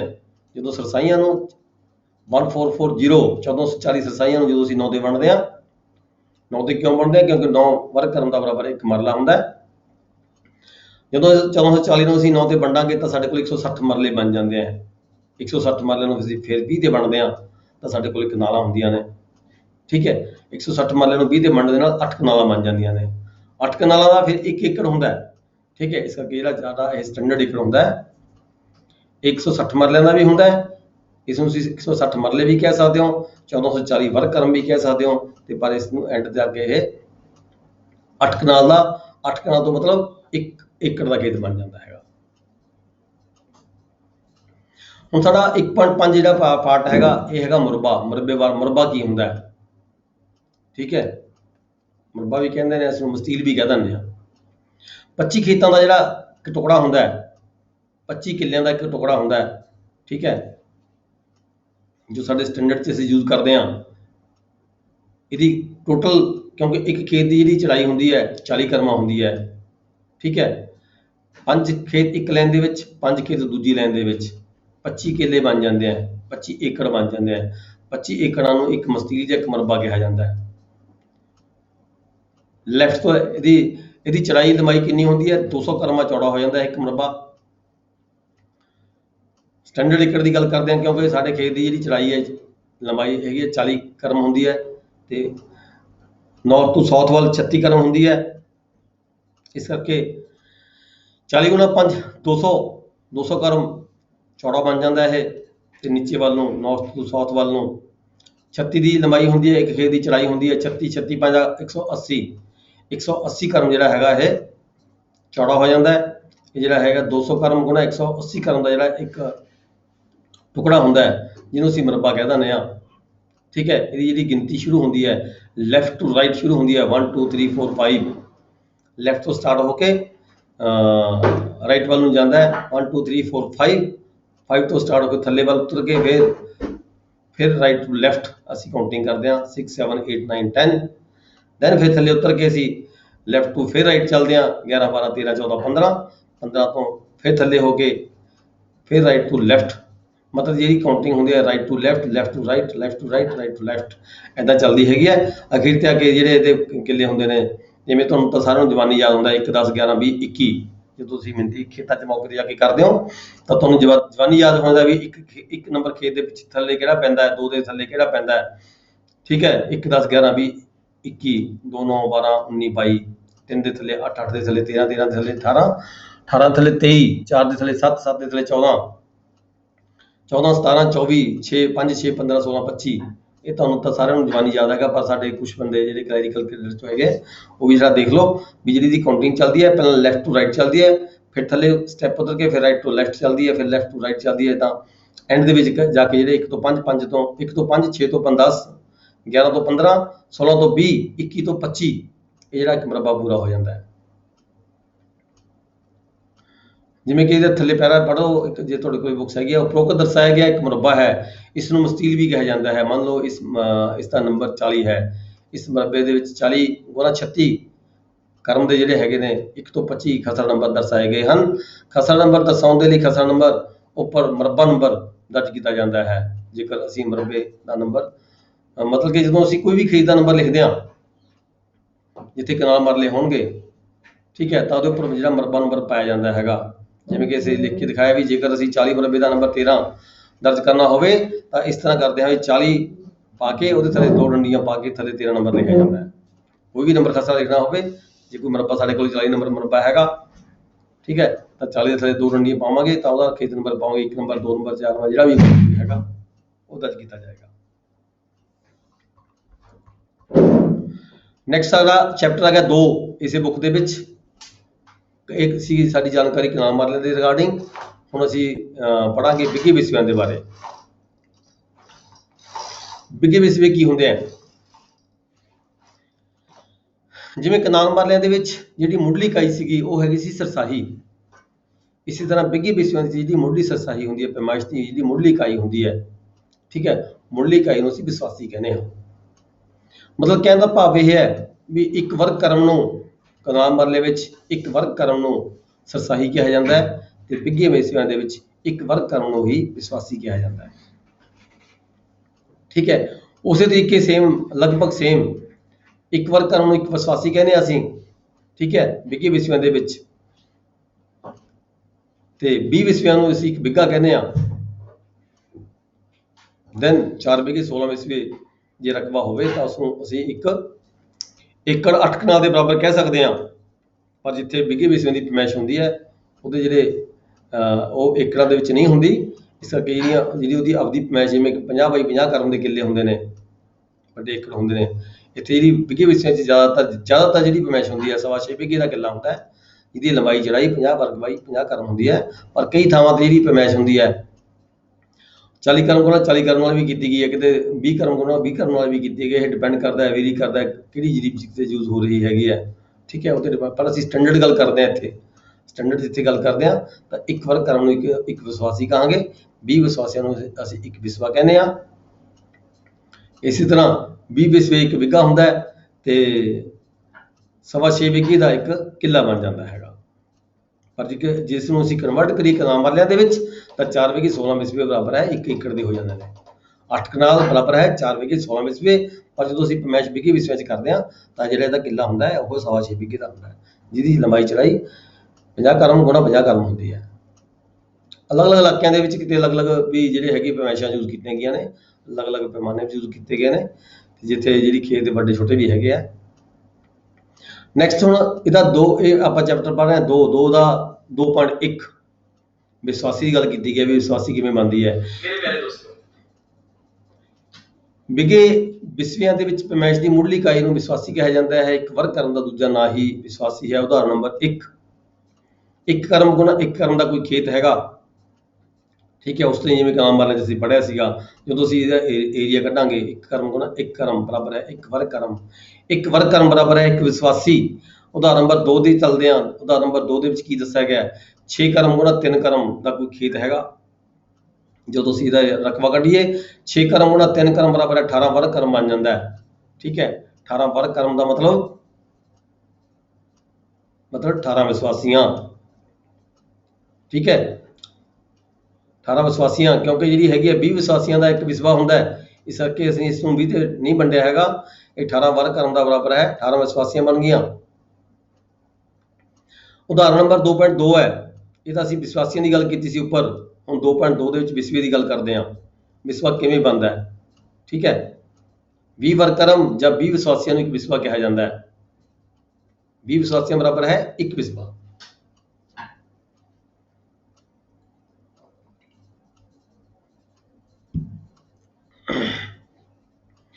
ਉਦਾਹਰਨ ਨੰਬਰ 1 ਗੱਲ ਕਰਦੇ ਹਾਂ ਪੁਆਇੰਟ 2.2 ਦੇ ਵਿੱਚ। ਉਦਾਹਰਨ ਨੰਬਰ 1 5 ਕਰਮ ਗੁਣਾ 4 ਕਰਮ ਦਾ ਕੋਈ ਖੇਤ ਹੈ, ਠੀਕ ਹੈ। ਜਦੋਂ ਅਸੀਂ ਏਰੀਆ ਖੇਤਰਫਲ ਕੱਢਾਂਗੇ, ਏਰੀਆ ਕੱਢਾਂਗੇ ਤਾਂ ਰਕਬਾ ਕਿਵੇਂ ਹੋਏਗਾ ਇਹਦਾ? ਕਿੰਨੇ 5 ਕਰਮ ਗੁਣਾ 4 ਕਰਮ ਬਰਾਬਰ ਹੈ 20 ਕਰਮ ਬਣ ਗਿਆ, 20 ਵਰਗ ਕਰਮ ਬਣ ਗਿਆ। 20 ਵਰਗ ਕਰਮ ਇਕੁਅਲ ਟੂ 20 ਵਿਸਵਾਸੀਆਂ, ਠੀਕ ਹੈ। ਹੁਣ ਅਸੀਂ ਵਿਸਵੇ ਦੀ ਗੱਲ ਕਰ ਰਹੇ ਹਾਂ, ਅਸੀਂ ਵਿਸਵੇ ਦੀ ਜਾਣਕਾਰੀ ਲੈ ਰਹੇ ਹਾਂ, ਵਿਸਵਾ ਬਣਦਾ ਕਿਵੇਂ ਹੈ। ਜਦੋਂ ਅਸੀਂ 20 ਵਿਸਵਾਸੀਆਂ ਦਾ ਬਰਾਬਰ ਹੈ 1 ਵਿਸਵਾ ਹੁੰਦਾ ਹੈ, ਠੀਕ ਹੈ। ਜਦੋਂ ਕੋਈ ਖੇਤ 20 ਵਿਸਵਾਸੀਆਂ ਦਾ ਬਣ ਜਾਵੇ ਤਾਂ ਉਹ 1 ਵਿਸਵਾ ਕਹਿੰਦੇ ਹਾਂ ਅਸੀਂ। ਤੇ ਇਹਦੀ ਦੂਜੀ ਐਗਜ਼ਾਮਪਲ ਕੀ ਹੈਗੀ ਹੈ? ਦੇਖੋ ਦੂਜੀ ਐਗਜ਼ਾਮਪਲ ਦੇ ਵਿੱਚ ਹੈਗਾ 12 ਕਰਮ ਦਾ ਕੋਈ ਖੇਤ ਹੈਗਾ ਤੇ 10 ਕਰਮ ਚੌੜਾ ਹੈ, 12 ਕਰਮ ਲੰਬਾ ਹੈ। 12 ਕਰਮ ਗੁਣਾ 10 ਕਰਮ ਦਾ ਜਦੋਂ ਅਸੀਂ ਖੇਤਰਫਲ ਕੱਢਾਂਗੇ 120 ਵਿਸਵਾਸੀਆਂ ਬਣ ਗਈਆਂ, 120 ਵਰਗ ਕਰਮ ਬਣ ਗਿਆ। 120 ਵਰਗ ਕਰਮ ਮਤਲਬ 120 ਵਿਸਵਾਸੀਆਂ ਬਣ ਗਈਆਂ। 20 ਵਿਸਵਾਸੀਆਂ ਨੂੰ ਜਦੋਂ ਕਿ 20 ਵਿਸਵਾਸੀਆਂ ਦਾ 1 ਵਿਸਵਾ ਹੁੰਦਾ ਹੈ, ਠੀਕ ਹੈ। ਇਸ ਕਰਕੇ ਜਦੋਂ ਅਸੀਂ ਇਹਨੂੰ 20 ਤੇ ਵੰਡਾਂਗੇ, 120 ਵਿਸਵਾਸੀਆਂ ਨੂੰ ਜਦੋਂ ਅਸੀਂ 20 ਤੇ ਵੰਡਦੇ ਹਾਂ ਤਾਂ ਇਹ 20 ਛਿੱਕੇ 120, ਇਹ 6 ਵਿਸਵੇ ਰਕਬਾ ਬਣ ਜਾਂਦਾ ਹੈ। ਫਿਰ ਕਿ ਅਸੀਂ ਉਦਾਹਰਨ ਨੰਬਰ 2 ਦੇ ਵਿੱਚ ਜੇ ਕੋਈ ਖੇਤ 12 ਕਰਮ ਗੁਣਾ 10 ਕਰਮ ਦਾ ਹੈਗਾ, ਜੇ ਤੁਸੀਂ ਇਹਦਾ ਰਕਬਾ ਜਵਾਨੀ ਕੱਢ ਕੇ ਦੇਖੋਗੇ 12 ਦਾ 120, 120 ਨੂੰ 6 ਤੇ ਵੰਡੋਗੇ 20 ਛਿੱਕੇ 120, 6 ਵਿਸਵੇ ਰਕਬਾ ਬਣ ਜਾਂਦਾ ਹੈ, ਠੀਕ ਹੈ। ਹੁਣ ਅੱਗੇ ਫਿਰ ਅਸੀਂ ਗੱਲ ਕਰਦੇ ਹਾਂ ਇਹਦਾ ਥਰਡ ਸਟੈਪ ਕੀ ਹੈ। ਪਹਿਲਾ ਸਟੈਪ ਸੀਗਾ ਵਿਸਵਾਸੀਆਂ, ਦੂਜਾ ਸਟੈਪ ਸੀਗਾ ਵਿਸਵੇ। ਪਹਿਲਾ ਸਟੈਪ ਵਿਸਵਾਸੀਆਂ, 1 ਕਰਮ ਗੁਣਾ 1 ਕਰਮ 1 ਵਿਸਵਾਸੀ। ਦੂਜਾ ਸਟੈਪ ਵਿਸਵੇ, 20 ਵਿਸਵਾਸੀਆਂ ਦਾ 1 ਵਿਸਵਾ। ਤੀਜਾ ਸਟੈਪ ਬਣ ਜਾਂਦਾ ਹੈ ਬਿੱਗਾ, 20 ਵਿਸਵਿਆਂ ਦਾ 1 ਬਿੱਗਾ, ਠੀਕ ਹੈ। ਜਿਵੇਂ ਉਹਦੇ ਵਿੱਚ 20 ਮਰਲਿਆਂ ਦੀ 1 ਕਨਾਲ ਹੈ, ਇਹਦੇ ਵਿੱਚ 20 ਵਿਸਵਿਆਂ ਦਾ 1 ਬਿੱਗਾ ਹੈ। ਪੈਰਲਲ ਚੱਲਦੀ ਹੈ ਸਾਰੀ ਪੈਮਾਇਸ਼ ਲਗਭਗ, ਠੀਕ ਹੈ। 20 ਵਿਸਵਾਸੀਆਂ ਦਾ 20 ਵਿਸਵਿਆਂ ਦਾ 1 ਬਿੱਗਾ ਬਣ ਜਾਂਦਾ ਹੈ। 2.3 ਦੀ ਗੱਲ ਕਰਦੇ ਹਾਂ, ਚੈਪਟਰ 2.3, ਚੈਪਟਰ 2 ਦਾ 3 ਪਾਰਟ। 2.3 ਬਿੱਗੇ ਬਾਰੇ ਜਾਣਕਾਰੀ ਦਿੱਤੀ ਗਈ ਹੈ। ਬਿੱਗਾ ਵੀ ਕਿਵੇਂ ਬਣਦਾ ਹੈਗਾ। 20 ਵਿਸਵਿਆਂ ਨੂੰ 1 ਬਿੱਗਾ ਕਿਹਾ ਜਾਂਦਾ ਹੈ, ਆਪਾਂ ਗੱਲ ਕਰ ਰਹੇ ਹਾਂ, ਠੀਕ ਹੈ। ਜੇਕਰ ਉਦਾਹਰਨ ਨੰਬਰ 1 ਦੀ ਗੱਲ ਕਰੀਏ ਤਾਂ 20 ਕਰਮ ਗੁਣਾ 20 ਕਰਮ ਦਾ ਜੇ ਕੋਈ ਖੇਤ ਹੋਵੇ, ਠੀਕ ਹੈ। 20 ਕਰਮ ਗੁਣਾ ਬੜੇ ਸਿੰਪਲ ਤਰੀਕੇ ਦੇ ਨਾਲ ਇਸ ਬੁੱਕ 'ਚ ਦੱਸਿਆ ਗਿਆ ਹੈਗਾ, ਤਾਂ ਕਿ ਅਣਜਾਣ ਵਿਅਕਤੀ ਜਿਹਨੂੰ ਬਿਲਕੁਲ ਵੀ ਕੋਈ ਜਾਣਕਾਰੀ ਨਹੀਂ ਰੈਵਨਿਊ ਦੇ ਕੰਮ ਦੇ ਬਾਰੇ, ਤਾਂ ਉਹ ਵੀ ਪੜ੍ਹ ਕੇ ਸਮਝ ਸਕੇ ਇਸ ਨੂੰ। ਜ਼ਿਆਦਾ ਕ੍ਰਿਟੀਕਲ, ਜ਼ਿਆਦਾ ਔਖੀਆਂ ਡੈਫੀਨੇਸ਼ਨਸ ਐਗਜ਼ਾਮਪਲਸ ਨਹੀਂ ਦਿੱਤੀਆਂ ਗਈਆਂ, ਠੀਕ ਹੈ। ਜ਼ਿਆਦਾ ਕੰਪਲੀਕੇਟਡ ਐਗਜ਼ਾਮਪਲਾਂ ਤਾਂ ਦੇਖੋ ਰੈਵਨਿਊ ਦੇ ਬੰਦੇ ਤਾਂ ਸਮਝ ਸਕਦੇ ਨੇ, ਪਰ ਜੇ ਕੋਈ ਬੰਦਾ ਹੋਰ ਪੜ੍ਹਨਾ ਚਾਹੁੰਦਾ ਹੈ, ਲੇਮੈਨ ਕੋਈ ਪੜ੍ਹਨਾ ਚਾਹੇ, ਤਾਂ ਉਹਨੂੰ ਸਮਝ ਨਹੀਂ ਆਉਂਦੀ ਹੈਗੀ ਗੱਲ। ਇਸ ਕਰਕੇ ਇਹਦੀ ਲੈਂਗੁਏਜ ਹੈ ਬਹੁਤ ਸਿੰਪਲ ਤੇ ਸਪਸ਼ਟ ਹੈਗੀ ਹੈ, ਤੇ ਬੜੇ ਸਾਦੇ ਮਤਲਬ ਕਿ ਸਿੰਪਲ ਜਿਹੜੇ ਉਦਾਹਰਨਾਂ ਹੈਗੀਆਂ, ਐਗਜ਼ਾਮਪਲਾਂ ਹੈਗੀਆਂ ਨੇ, ਉਹਦੇ ਨਾਲ ਸਮਝਾਇਆ ਗਿਆ ਹੈਗਾ। 20 ਕਰਮ ਦਾ ਜੇ ਕੋਈ ਖੇਤ ਹੋਵੇ ਤਾਂ ਉਹਦੀ ਜੇ ਅਸੀਂ ਰਕਬਾ ਕੱਢੀਏ, ਉਹ ਬਣ ਜਾਂਦਾ ਹੈ 20 ਗੁਣਾ 20 ਬਰਾਬਰ ਹੈ 400 ਵਰਗ ਕਰਮ ਬਣ ਜਾਂਦਾ ਹੈ, ਮਤਲਬ 400 ਵਿਸਵਾਸੀਆਂ ਬਣ ਜਾਂਦੀਆਂ ਨੇ। ਹੁਣ ਪਿੱਛੇ ਪੜ੍ਹ ਕੇ ਹਟੇ ਅਸੀਂ ਵੀ 20 ਵਿਸਵਾਸੀਆਂ ਦਾ 1 ਵਿਸਵਾ ਹੁੰਦਾ ਹੈ। ਇਸ ਕਰਕੇ ਜੇ ਅਸੀਂ 400 ਵਿਸਵਾਸੀਆਂ ਨੂੰ 20 ਤੇ ਵੰਡਦੇ ਹਾਂ, 400 ਵਿਸਵਾਸੀਆਂ ਬਣ ਗਈਆਂ, 400 ਬਟੇ 20 ਬਰਾਬਰ ਹੈ 20 ਵਿਸਵੇ ਬਣ ਗਏ। 20 ਵਿਸਵੇ ਮਤਲਬ 1 ਬਿੱਗਾ ਬਣ ਗਿਆ। 20 ਵਿਸਵੇ ਬਰਾਬਰ ਹੈ 1 ਬਿੱਗਾ। ਐਗਜ਼ਾਮਪਲ ਨੰਬਰ 2 ਹੈਗੀ ਹੈ, ਕੋਈ ਖੇਤ ਹੈ 400 ਕਰਮ ਚੌੜਾ ਹੈ, ਲੰਬਾ ਹੈ, 400 ਕਰਮ ਗੁਣਾ 300 ਕਰਮ ਦਾ 40 ਕਰਮ ਗੁਣਾ 30 ਕਰਮ ਦਾ ਖੇਤ ਹੈ, ਠੀਕ ਹੈ। 40 ਕਰਮ ਗੁਣਾ 30 ਕਰਮ ਦੇ ਖੇਤ ਦਾ ਜਦੋਂ ਅਸੀਂ ਏਰੀਆ ਕੱਢਾਂਗੇ ਤਾਂ 40 ਕਰਮ ਗੁਣਾ 30 ਕਰਮ ਬਰਾਬਰ ਹੈ 1200 ਵਰਗ ਕਰਮ ਬਣ ਜਾਂਦਾ ਹੈ। 1200 ਵਰਗ ਕਰਮ ਇਕੁਅਲ ਟੂ 1200 ਵਿਸਵਾਸੀਆਂ, ਠੀਕ ਹੈ। 20 ਵਿਸਵਾਸੀਆਂ ਬਰਾਬਰ ਹੈ 1 ਵਿਸਵਾ ਬਣ ਜਾਂਦਾ ਖੇਤ। ਜਦੋਂ 20 ਵਿਸਵਾਸੀਆਂ 1 ਵਿਸਵਾ ਹੁੰਦਾ ਤਾਂ ਜਦੋਂ ਅਸੀਂ 1200 ਵਿਸਵਾਸੀਆਂ ਨੂੰ 20 ਦੇ ਉੱਪਰ ਵੰਡਾਂਗੇ ਤਾਂ ਉਹ 60 ਵਿਸਵੇ ਬਣ ਜਾਂਦੇ ਨੇ, 60 ਵਿਸਵੇ ਬਣ ਜਾਂਦੇ ਨੇ। ਹੁਣ ਅਸੀਂ ਪਿੱਛੇ ਪੜ੍ਹ ਕੇ ਹਟਿਆ 2.3 ਦੇ ਵਿੱਚ ਵੀ 20 ਵਿਸਵਿਆਂ ਦਾ 1 ਬਿੱਗਾ ਹੁੰਦਾ ਹੈਗਾ। ਜਦੋਂ 60 ਵਿਸਵਿਆਂ ਨੂੰ ਅਸੀਂ 20 ਤੇ ਵੰਡਾਂਗੇ ਤਾਂ ਰਕਬਾ ਬਣ ਗਿਆ 60/20 ਮਤਲਬ 3 ਬਿੱਗੇ ਰਕਬਾ ਬਣ ਜਾਏਗਾ ਇਸ ਖੇਤ ਦਾ। 40 ਕਰਮ ਗੁਣਾ 30 ਕਰਮ ਦਾ ਕੋਈ ਖੇਤ ਹੋਵੇ ਤਾਂ ਉਹਦਾ ਰਕਬਾ ਬਣ ਜਾਏਗਾ 3 ਬਿੱਗੇ ਰਕਬਾ ਬਣ ਜਾਏਗਾ। ਮਤਲਬ ਸਿੰਪਲ ਜੀ ਗੱਲ ਕਰਨੀ ਹੈ, ਦੇਖੋ ਤੁਸੀਂ ਜਵਾਨੀ ਦੇਖਣਾ ਹੈ, 4 ਗੁਣਾ 3, 2 ਜ਼ੀਰੋ ਪਿੱਛੇ ਲਾ ਦਿਓ, 1200 ਬਣ ਗਿਆ। 1200 ਨੂੰ ਜਦੋਂ ਤੁਸੀਂ 20 ਤੇ ਵੰਡੋਗੇ ਤਾਂ 60 ਬਣ ਗਿਆ, 60 ਤੋਂ ਫਿਰ 20 ਤੇ ਵੰਡੋਗੇ ਜਵਾਨੀ ਤਾਂ 3 ਬਿੱਗੇ ਰਕਬਾ ਬਣ ਜਾਂਦਾ ਹੈ। ਡਾਇਰੈਕਟਲੀ ਤੁਸੀਂ 400 ਤੋਂ ਵੀ ਬਣ ਸਕਦਾ, ਪਰ ਮੈਂ ਇੱਥੇ ਕਨਫਿਊਜ਼ ਨਹੀਂ ਕਰਨਾ ਚਾਹਾਂਗਾ, ਠੀਕ ਹੈ। ਡਾਇਰੈਕਟਲੀ ਤੁਸੀਂ ਵਿਸਵਾਸੀਆਂ ਨੂੰ 400 ਤੇ ਵੰਡੋਗੇ ਤਾਂ ਵੀ ਬਿੱਗੇ ਬਣ ਜਾਂਦੇ ਆ, ਪਰ ਮੈਂ ਇੱਥੇ ਕਨਫਿਊਜ਼ ਨਹੀਂ ਕਰਾਂਗਾ ਕਿਉਂਕਿ ਫਿਰ ਕਈ ਵਾਰੀ ਸਮਝਣ 'ਚ ਦਿੱਕਤ ਆਉਂਦੀ ਹੈਗੀ ਹੈ। ਇਸ ਤਰੀਕੇ ਹੁਣ ਆਪਾਂ ਗੱਲ ਕਰਦੇ ਹਾਂ 2.4 ਦੇ ਵਿੱਚ ਵੱਡਾ ਕਿੱਲਾ ਕੀ ਹੁੰਦਾ ਹੈ। ਠੀਕ ਹੈ, ਇਹਨੂੰ 6.5 ਵਿਗੇ ਦਾ ਅਸੀਂ ਕਹਿੰਦੇ ਹਾਂ। 6 ਵਿਗੇ 5 ਵਿਸਿਆਂ ਦੇ ਖੇਤ ਜਾਂ ਰਕਬੇ ਨੂੰ ਅਸੀਂ ਇੱਕ ਵੱਡਾ ਕਿੱਲਾ ਕਹਿ ਦਿੰਦੇ ਹਾਂ। ਠੀਕ ਹੈ, ਆਮ ਤੌਰ ਤੇ ਸਾਡੇ ਜਿਹੜੇ ਰਕਬੇ ਸਾਡੇ ਜਿਹੜੇ ਮਾਰਕੀਟ ਦੇ ਵਿੱਚ ਜਦੋਂ ਕੋਈ ਜ਼ਮੀਨ ਵੇਚਦਾ ਕਰਦਾ ਹੈਗਾ ਤਾਂ ਜ਼ਿਆਦਾਤਰ ਸਾਡਾ ਸਟੈਂਡਰਡ ਏਕੜ ਦੇ ਨਾਲ ਚੱਲਦਾ ਰੇਟ ਚੱਲਦਾ ਹੈ। ਠੀਕ ਹੈ, ਜਿਹਦੇ 'ਚ 8 ਕਨਾਲ ਦਾ ਕਿੱਲਾ ਹੁੰਦਾ ਹੈ, 4 ਵਿਗੇ 16 ਵਿਸੇ ਦਾ ਕਿੱਲਾ ਹੁੰਦਾ ਹੈ। ਜ਼ਿਆਦਾ ਸਾਡੇ ਰੇਟ ਉਸ ਦੇ ਨਾਲ ਚੱਲਦੇ ਹੈਗੇ ਆ। ਕਲੈਕਟ ਰੇਟ ਵੀ ਜੇ ਕੋਈ ਫਿਕਸ ਕੀਤੇ ਜਾਂਦੇ ਕਲੈਕਟਰਾਂ ਵੱਲੋਂ ਤਾਂ ਵੀ ਉਹੀ ਜਿਹੜਾ ਸਟੈਂਡਰਡ ਏਕੜ ਯੂਜ਼ ਕੀਤਾ ਜਾਂਦਾ ਹੈ। ਠੀਕ ਹੈ ਜੀ, ਪਰ ਜੇ ਅਸੀਂ ਪਮੈਸ਼ ਦੀ ਗੱਲ ਕਰੀਏ ਤਾਂ ਜਿਹੜਾ ਵੱਡਾ ਕਿੱਲਾ ਹੁੰਦਾ 6.5 ਵਿਗੇ ਦਾ ਹੁੰਦਾ ਹੈ। ਇਹਦੀ ਲੰਬਾਈ ਚੌੜਾਈ ਕਿੰਨੀ ਹੁੰਦੀ ਹੈ? 50 ਕਰਮ ਗੁਣਾ 50 ਕਰਮ ਹੁੰਦੀ ਹੈ। ਐਗਜ਼ਾਮਪਲ ਦੇਖੋ, 50 ਕਰਮ ਗੁਣਾ 50 ਕਰਮ ਦਾ ਕੋਈ ਖੇਤ ਹੈਗਾ। ਠੀਕ ਹੈ, ਪੱਕੇ ਵਿੱਕੀ ਵੀ ਕਿਹਾ ਜਾਂਦਾ ਸਰ? ਨਹੀਂ ਇਹ ਪੱਕੇ ਵਿਗੇ ਨਹੀਂ, ਪੱਕੇ ਵਿਗੇ ਆਪਾਂ ਅੱਗੇ ਪੜਾਂਗੇ। ਪੱਕੇ ਵਿਗੇ ਆਪਾਂ ਅੱਗੇ ਪੜਾਂਗੇ, ਇਹ ਪੱਕੇ ਵਿਗੇ ਨਹੀਂ ਹੁੰਦੇ, ਇਹ ਤਾਂ ਕੱਚੇ ਵਿਗੇ ਹੀ ਕਹਿੰਦੇ ਆ। ਸੁਨਾਮ ਬੋਲਚਾਲ ਦੀ ਭਾਸ਼ਾ ਵਿੱਚ ਕੱਚੇ ਵਿਗੇ ਹੀ ਕਿਹਾ ਜਾਂਦਾ ਹੈ। 50 ਕਰਮ ਕੋਲ 50 ਕਰਮ ਦਾ ਕੋਈ ਖੇਤ ਹੈਗਾ, ਜਦੋਂ ਤੁਸੀਂ ਉਹਦਾ ਏਰੀਆ ਸਰ ਕਰਮ ਕਿੰਨੀ ਹੁੰਦੀ ਹੈ ਇੱਥੇ? ਆਪਾਂ ਕਰਮਾਂ ਦੀ ਜੇ ਕਰਮਾਂ ਦੇ ਕਨਫਿਊਜ਼ ਨਹੀਂ ਹੋਵਾਂਗੇ, ਕਿਉਂਕਿ ਕਰਮਾਂ ਦੀਆਂ ਜਿਹੜੀਆਂ ਡੈਫੀਨੇਸ਼ਨ ਅੱਗੇ ਆਉਣਗੀਆਂ ਉਹ ਕਰਮਾਂ ਕਈ ਤਰ੍ਹਾਂ ਦੀਆਂ ਹੁੰਦੀਆਂ ਨੇ। ਆਪਾਂ ਸਟੈਂਡਰਡ ਏਰੀਆ ਦੀ ਗੱਲ ਕਰ ਰਹੇ ਹਾਂ ਅਜੇ। ਠੀਕ ਹੈ, ਕਰਮਾਂ ਦੀ ਕਨਫਿਊਜ਼ ਨਾ ਹੋਈਏ, ਕਿਉਂਕਿ ਕਰਮ ਕਿਤੇ ਵੱਡੀ ਹੈ, ਕਿਤੇ ਛੋਟੀ ਹੈ, ਕਿਤੇ ਵੱਡੀ ਹੈ, ਕਿਤੇ ਛੋਟੀ ਹੈ, ਉਹ ਇੱਕ ਵੱਖਰੀ ਗੱਲ ਹੈਗੀ ਹੈ। ਆਪਾਂ ਉਹਨੂੰ ਇਹ ਪਾਵਾਂਗੇ ਜੇ ਤਾਂ ਫਿਰ ਕਨਫਿਊਜ਼ ਹੋ ਜਾਵਾਂਗੇ ਅਸੀਂ। ਠੀਕ ਹੈ, ਅਜੇ ਸਿੰਪਲ ਤਰੀਕੇ ਨਾਲ ਪੜੋ ਪਹਿਲਾਂ।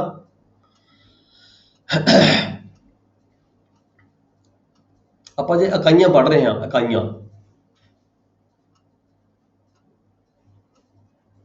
ਵੈਸੇ ਜਨਰਲ ਤੁਸੀਂ ਗੱਲ ਕਰਦੇ ਹੋ, ਇਹਦੇ ਵਿੱਚ ਜਿਹੜੀ ਕਰਮ ਯੂਜ਼ ਕੀਤੀ ਜਾਂਦੀ ਹੈ 5.5 ਕਰਮ ਯੂਜ਼ ਕੀਤੀ ਜਾਂਦੀ ਹੈ ਇਹਨਾਂ ਵਿਗੇ ਵੈਸਿਆਂ ਦੇ ਵਿੱਚ। ਜਿੱਥੇ ਆਪਾਂ ਕਨਾਲ ਮਰਲੇ ਪੜ੍ਹ ਕੇ ਹਟੇ ਹਾਂ ਪਿੱਛੇ, ਉਹਦੇ ਵਿੱਚ 5.5 ਕਨਾਲ ਦੀ ਕਰਮ ਯੂਜ਼ ਕੀਤੀ ਜਾਂਦੀ ਹੈ।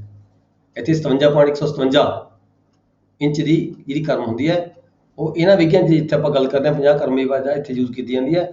ਪਰ ਕਰਮਾਂ ਦਾ ਜਿਹੜੀ ਹੈਗੀਆਂ ਅੱਗੇ ਘੱਟ ਵੱਧ ਹੈਗੀਆਂ, 6 ਤਰ੍ਹਾਂ ਦੀਆਂ ਕਰਮਾਂ ਯੂਜ਼ ਹੁੰਦੀਆਂ ਆਪਣੇ ਪੰਜਾਬ ਦੇ ਵਿੱਚ, ਯੂਜ਼ ਕੀਤੀਆਂ ਗਈਆਂ ਨੇ।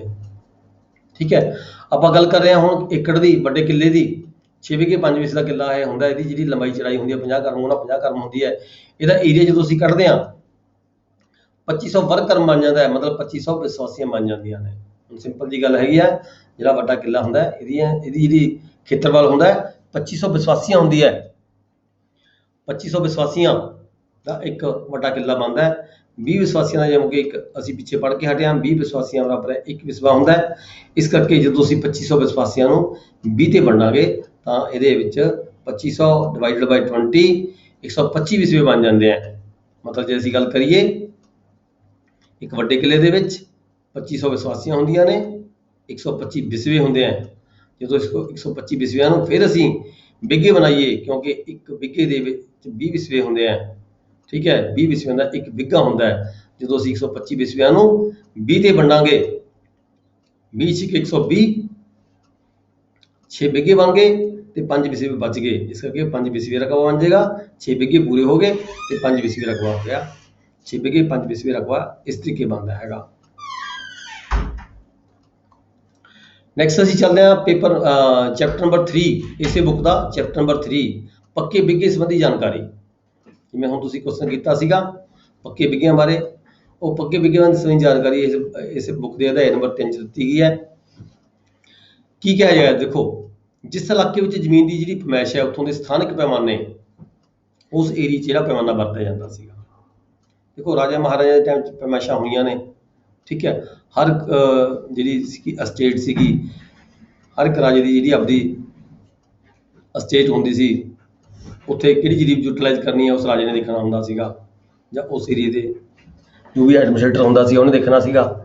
ਠੀਕ ਹੈ, ਹੁਣ ਜਿਸ ਇਲਾਕੇ ਦੇ ਵਿੱਚ ਜਿਹੜੀ ਜਰੀਬ ਹੈ ਉਹ ਵਰਤੀ ਗਈ ਹੈ 1 ਕਰਮ equal to 99 inch.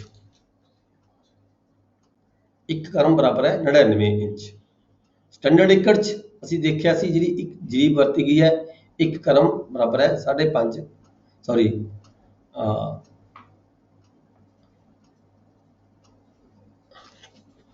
Foot 66 inch ਨਹੀਂ ਕਿ। ਠੀਕ ਹੈ, 66 ਇੰਚ ਦੀ ਜਰੀਬ 66 ਕਰਮ 66 ਇੰਚ ਬਰਾਬਰ ਹੈ 1 ਕਰਮ।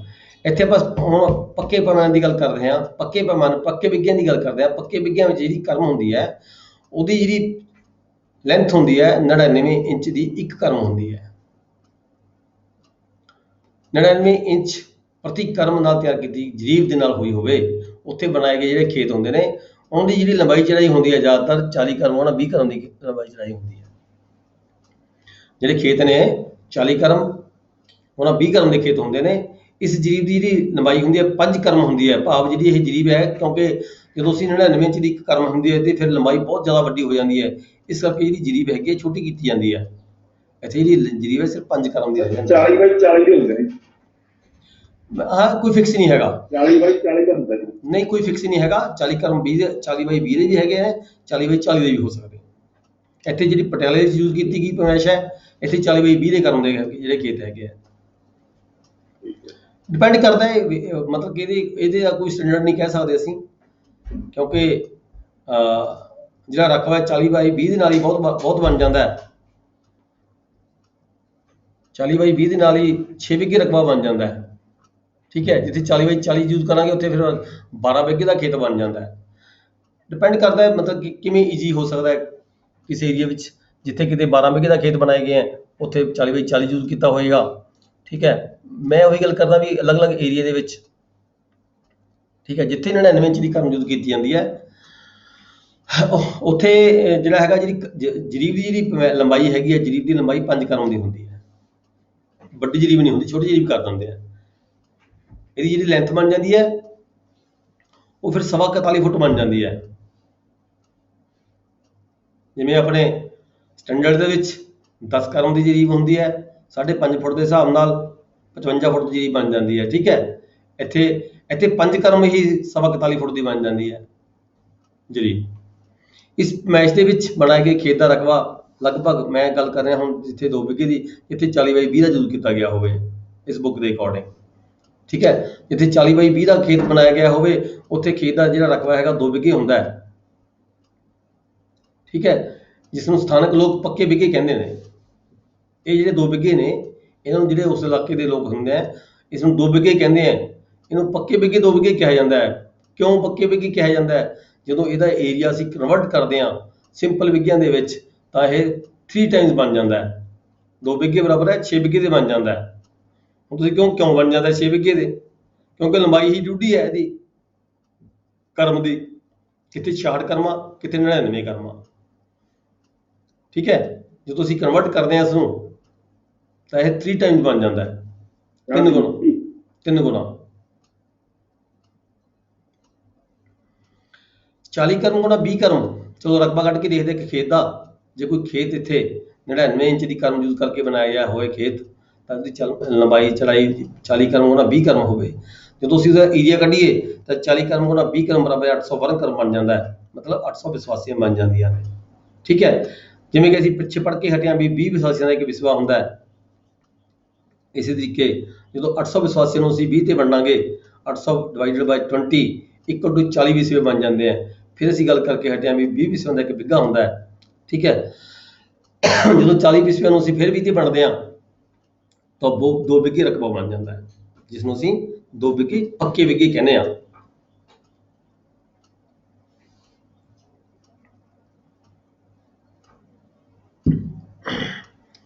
ਪੱਕਾ 1 ਬਿੱਗਾ ਕੱਚੇ 3 ਬਿੱਗੇ ਦੇ ਬਰਾਬਰ ਹੁੰਦਾ ਹੈ। ਥੱਲੇ ਫਿਰ ਪੜੋਗੇ, ਇੱਕ ਪੈਰਾ ਦਿੱਤਾ ਗਿਆ ਬੁੱਕ ਦੇ ਵਿੱਚ, ਪੱਕਾ 1, ਹਾਂਜੀ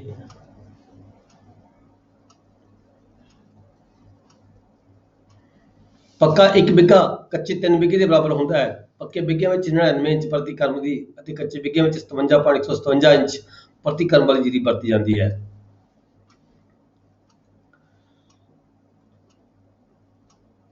ਪੱਕੇ ਬਿੱਗੇ ਫਿਰ ਥੱਲੇ ਦਿੱਤਾ ਗਿਆ ਕਲੀਅਰ ਕਰਨ ਦੀ ਖਾਤਰ, ਪੱਕੇ ਬੱਗੇ 'ਚ ਜਿਹੜੀ ਜਰੀਬ ਹੁੰਦੀ ਹੈ, ਜੇ ਤੁਹਾਨੂੰ ਡਿਫਰੈਂਸ ਪੁੱਛ ਲਏ ਵੀ ਪੱਕੇ ਬਿੱਗੇ ਤੇ ਕੱਚੇ ਬਿੱਗੇ 'ਚ ਕੀ ਫਰਕ ਹੈ, ਤਾਂ ਤੁਸੀਂ ਇਹਦੇ ਮੁਤਾਬਕ ਇਹੀ ਲਿਖ ਦੇਣਾ ਜਿਵੇਂ ਆਹ ਬੁੱਕ 'ਚ ਲਿਖਿਆ ਗਿਆ ਹੈ।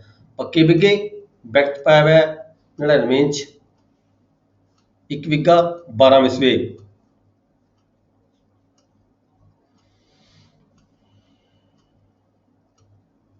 ਬਰਾਬਰ ਹੈ 4 ਬਿੱਗੇ 16 ਵਿਸਵੇ।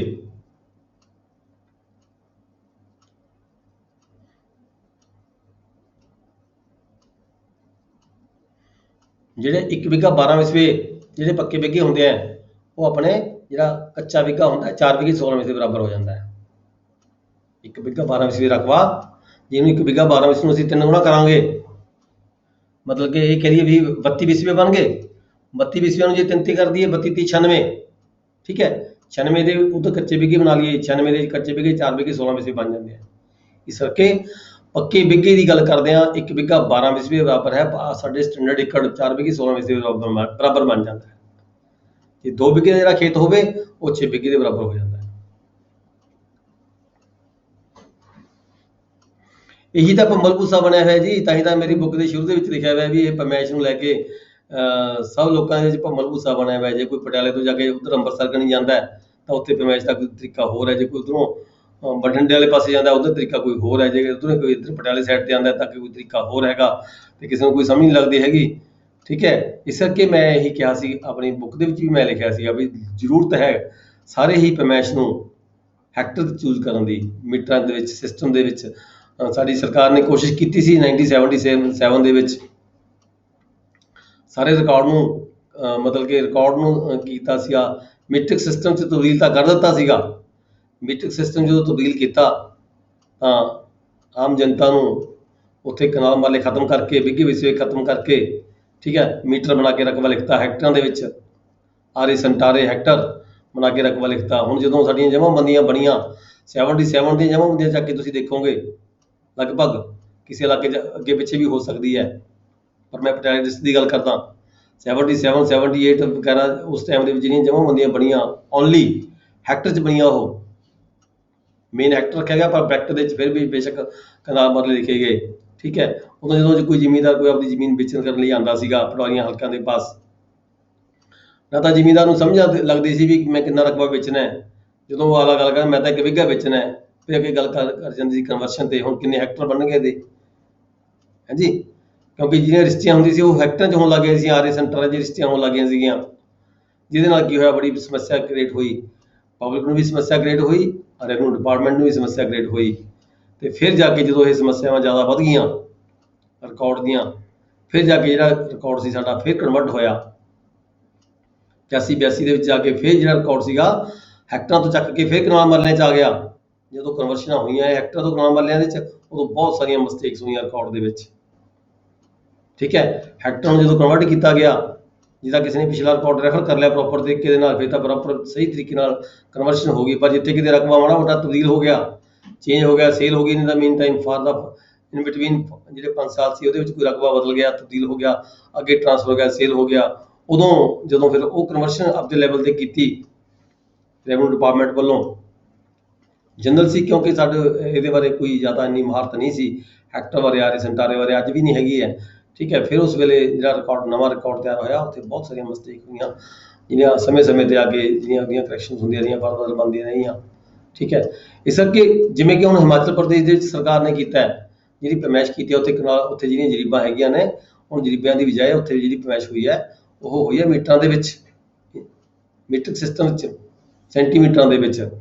ਇੱਥੇ ਵੀ ਜ਼ਰੂਰਤ ਹੈਗੀ ਹੈ ਸਾਡੇ ਏਰੀਏ ਦੇ ਵਿੱਚ, ਸਾਨੂੰ ਇੰਟਰਨੈਸ਼ਨਲ ਲੈਵਲ ਤੇ ਵਿਕਸਿਤ ਹੋਣ ਦੀ ਖਾਤਰ ਸਾਨੂੰ ਜ਼ਰੂਰਤ ਹੈ ਵੀ ਸਾਡਾ ਜਿਹੜਾ ਰਿਕਾਰਡ ਇਕੱਲਾ ਰਿਕਾਰਡ ਨਹੀਂ, ਇਕੱਲਾ ਰਿਕਾਰਡ ਕਰ ਲਿਓ ਤਾਂ ਅਸੀਂ ਤਜਰਬਾ ਕਰਕੇ ਦੇਖ ਲਿਆ, ਠੀਕ ਹੈ। ਇਕੱਲੇ ਰਿਕਾਰਡ ਨੂੰ ਅਸੀਂ ਮੀਟਰਾਂ 'ਚ ਬਦਲ ਲਿਆ, ਉਹਦਾ ਕੋਈ ਫਾਇਦਾ ਨਹੀਂ ਹੈਗਾ।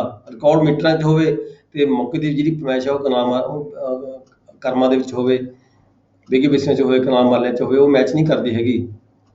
ਜ਼ਰੂਰਤ ਤਾਂ ਇਹ ਹੈਗੀ ਹੈ ਵੀ ਜਿਹੜਾ ਸਾਡਾ ਮੌਕੇ ਦੇ ਜਿਹੜੇ ਖੇਤ ਹੈਗੇ ਆ, ਠੀਕ ਹੈ, ਮੌਕੇ ਦੇ ਖੇਤ ਨੂੰ ਹੀ ਮੀਟ੍ਰਿਕ ਸਿਸਟਮ ਦੇ ਵਿੱਚ ਦੁਬਾਰਾ ਪਰਮੇਸ਼ ਕਰਕੇ ਬਣਾਇਆ ਜਾਵੇ, ਤਦ ਹੀ ਕੋਈ ਨਾ ਕੋਈ ਪੱਕਾ ਹੱਲ ਜਿਹੜਾ ਨਿਕਲ ਸਕਦਾ, ਤਾਂ ਹੀ ਅਸੀਂ ਇੰਟਰਨੈਸ਼ਨਲ ਲੈਵਲ ਤੇ ਵਿਕਸਿਤ ਹੋ ਸਕਦੇ ਹਾਂ।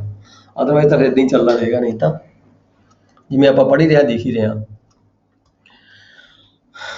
ਜਿਸ ਗੱਲ ਬਾਰੇ ਆਪਾਂ ਗੱਲ ਕਰ ਰਹੇ ਸੀ ਉਹੀ ਆ ਗਿਆ ਅਗਲਾ ਚੈਪਟਰ, ਅਧਿਆਇ ਨੰਬਰ 4, ਹੈਕਟਰਾਂ ਬਾਰੇ ਜਾਣਕਾਰੀ।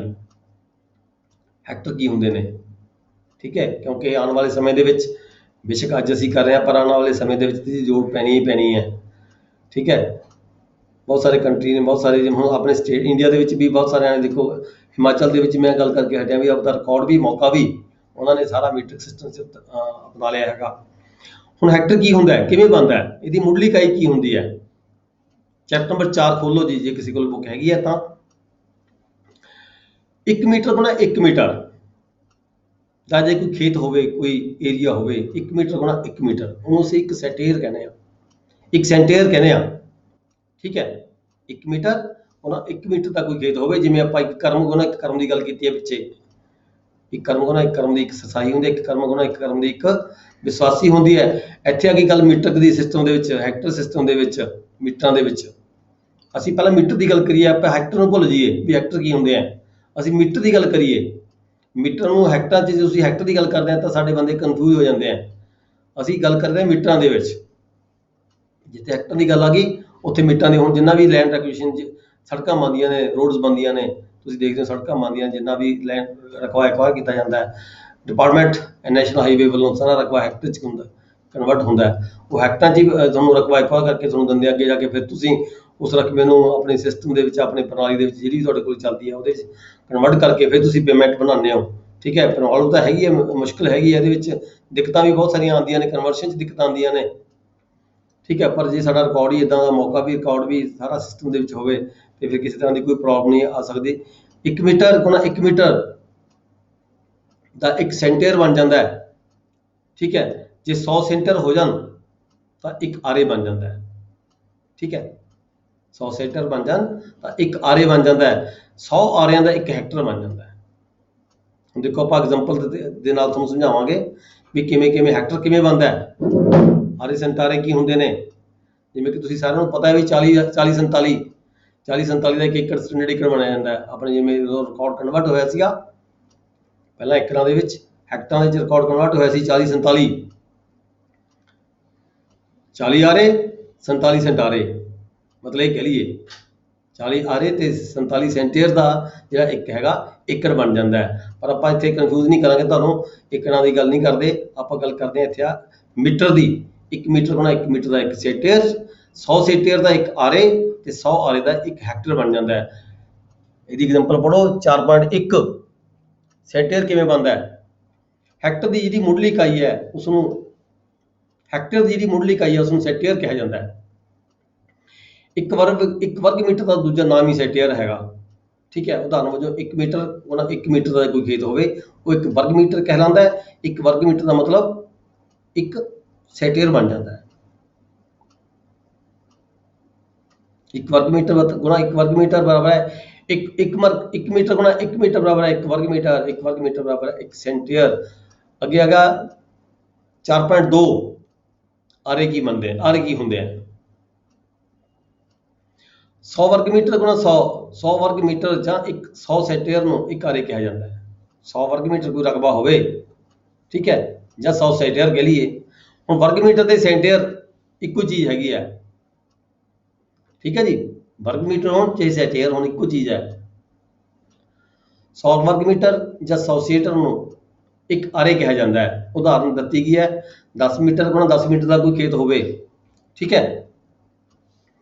10 ਮੀਟਰ ਗੁਣਾ 10 ਮੀਟਰ ਦਾ ਬਰਾਬਰ ਹੈ 100 ਵਰਗ ਮੀਟਰ ਬਣ ਗਿਆ। 100 ਵਰਗ ਮੀਟਰ ਦਾ ਮਤਲਬ 100 ਸੈਂਟੀਅਰ ਬਣ ਗਿਆ, ਠੀਕ ਹੈ। ਹੁਣ ਅਸੀਂ ਉੱਪਰ ਪੜ੍ਹ ਕੇ ਹਟੇ ਵੀ 100 ਸੈਂਟੀਅਰ ਦਾ ਇੱਕ ਆਰੇ ਹੁੰਦਾ ਹੈ, 100 ਸੈਂਟੀਅਰ ਦਾ ਇੱਕ ਆਰੇ ਬਣ ਜਾਂਦਾ ਹੈ। ਇਹ ਇੱਕ ਆਰੇ ਬਣ ਗਿਆ। ਕੋਈ 10 ਮੀਟਰ ਬਾਈ 10 ਮੀਟਰ ਦਾ ਕੋਈ ਖੇਤ ਹੋਵੇ, ਉਸਨੂੰ ਅਸੀਂ ਇੱਕ ਆਰੇ ਕਹਾਂਗੇ। ਉਹਨੂੰ 100 ਸੈਂਟੀਅਰ ਵੀ ਕਹਿ ਸਕਦੇ ਹਾਂ, ਉਹਨੂੰ ਇੱਕ ਆਰੇ ਵੀ ਕਹਿ ਸਕਦੇ ਹਾਂ, ਠੀਕ ਹੈ। ਅੱਗੇ 4.3 ਹੈਗਾ ਹੈਕਟੇਅਰ, 10,000 ਵਰਗ ਮੀਟਰ ਜਾਂ 100 ਆਰੇ। 10,000 ਵਰਗ ਮੀਟਰ ਕਹਿ ਲਓ ਚਾਹੇ 100 ਆਰੇ ਕਹਿ ਲਓ, ਠੀਕ ਹੈ ਜੀ। 10,000 ਵਰਗ ਮੀਟਰ ਜਾਂ 100 ਆਰੇ। ਅਸੀਂ ਆਰੇ ਦੀ ਗੱਲ ਕੀਤੀ ਪਹਿਲਾਂ, ਪਰ ਅਸੀਂ ਆਰੇ ਪੜ੍ਹਿਆ, ਹੁਣ ਆਪਾਂ ਇਹ ਗੱਲ ਕਰ ਲਈ ਵੀ 100 ਆਰੇ ਨੂੰ ਇੱਕ ਹੈਕਟਰ ਕਿਹਾ ਜਾਂਦਾ ਹੈ। 100 ਆਰੇ ਨੂੰ ਇੱਕ ਹੈਕਟਰ ਕਿਹਾ ਜਾਂਦਾ ਹੈ।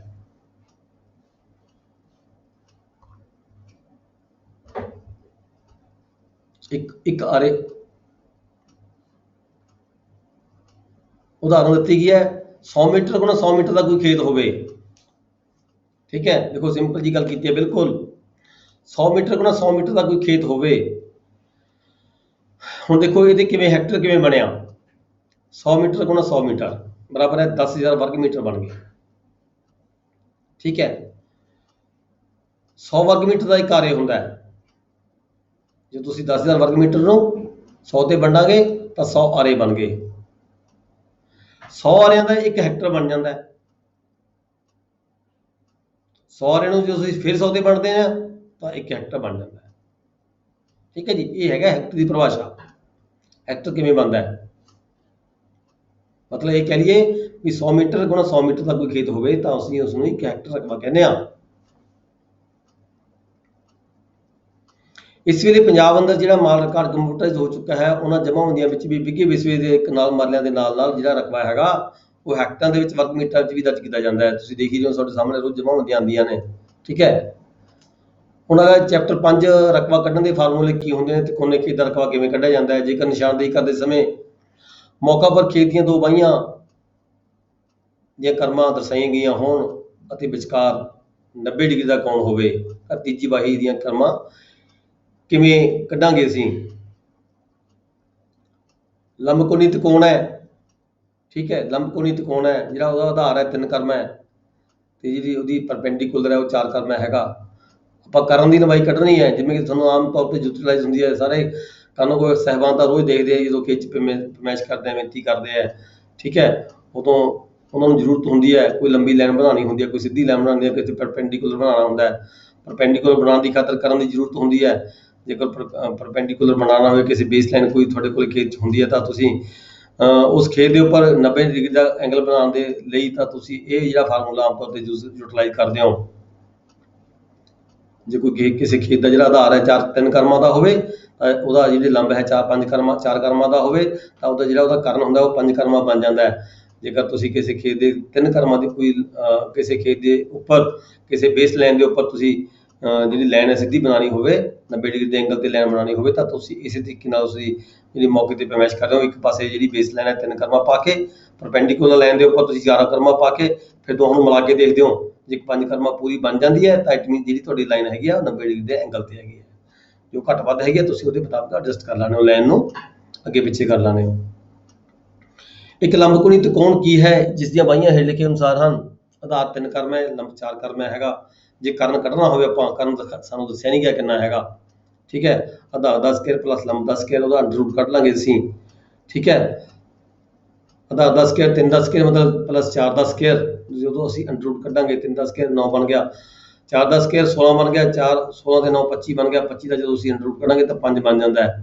ਠੀਕ ਹੈ, ਇਸ ਜਿਹੜੀ ਕਰਨ ਦੀ ਜਿਹੜੀ ਲੰਬਾਈ ਹੈਗੀ ਹੈ, ਕਰਨ ਦੀ ਜਿਹੜੀ ਲੈਂਥ ਹੈ ਤਾਂ 5 ਕਰਮ ਦਰਸਾਈ ਜਾਂਦੀ ਹੈ।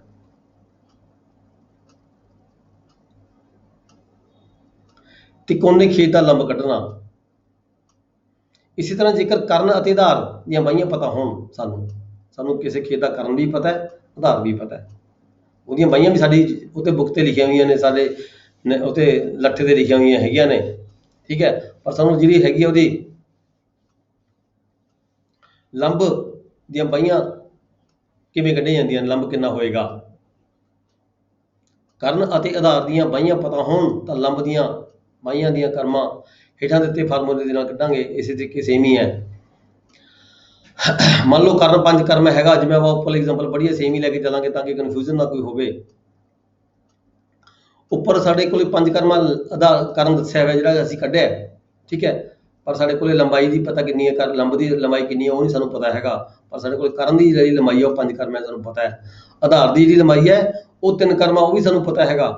ਠੀਕ ਹੈ, ਲੰਬ ਬਰਾਬਰ ਹੈ ਕਰਨ ਦਾ ਸਕੁਅਰ ਮਾਈਨਸ ਆਧਾਰ ਦਾ ਸਕੁਅਰ, ਉਹਦਾ ਅੰਡਰ ਰੂਟ ਜੇ ਅਸੀਂ ਕੱਢ ਦਈਏ ਤਾਂ ਸਾਡੇ ਕੋਲੇ ਲੰਬ ਆ ਜਾਂਦਾ ਹੈ।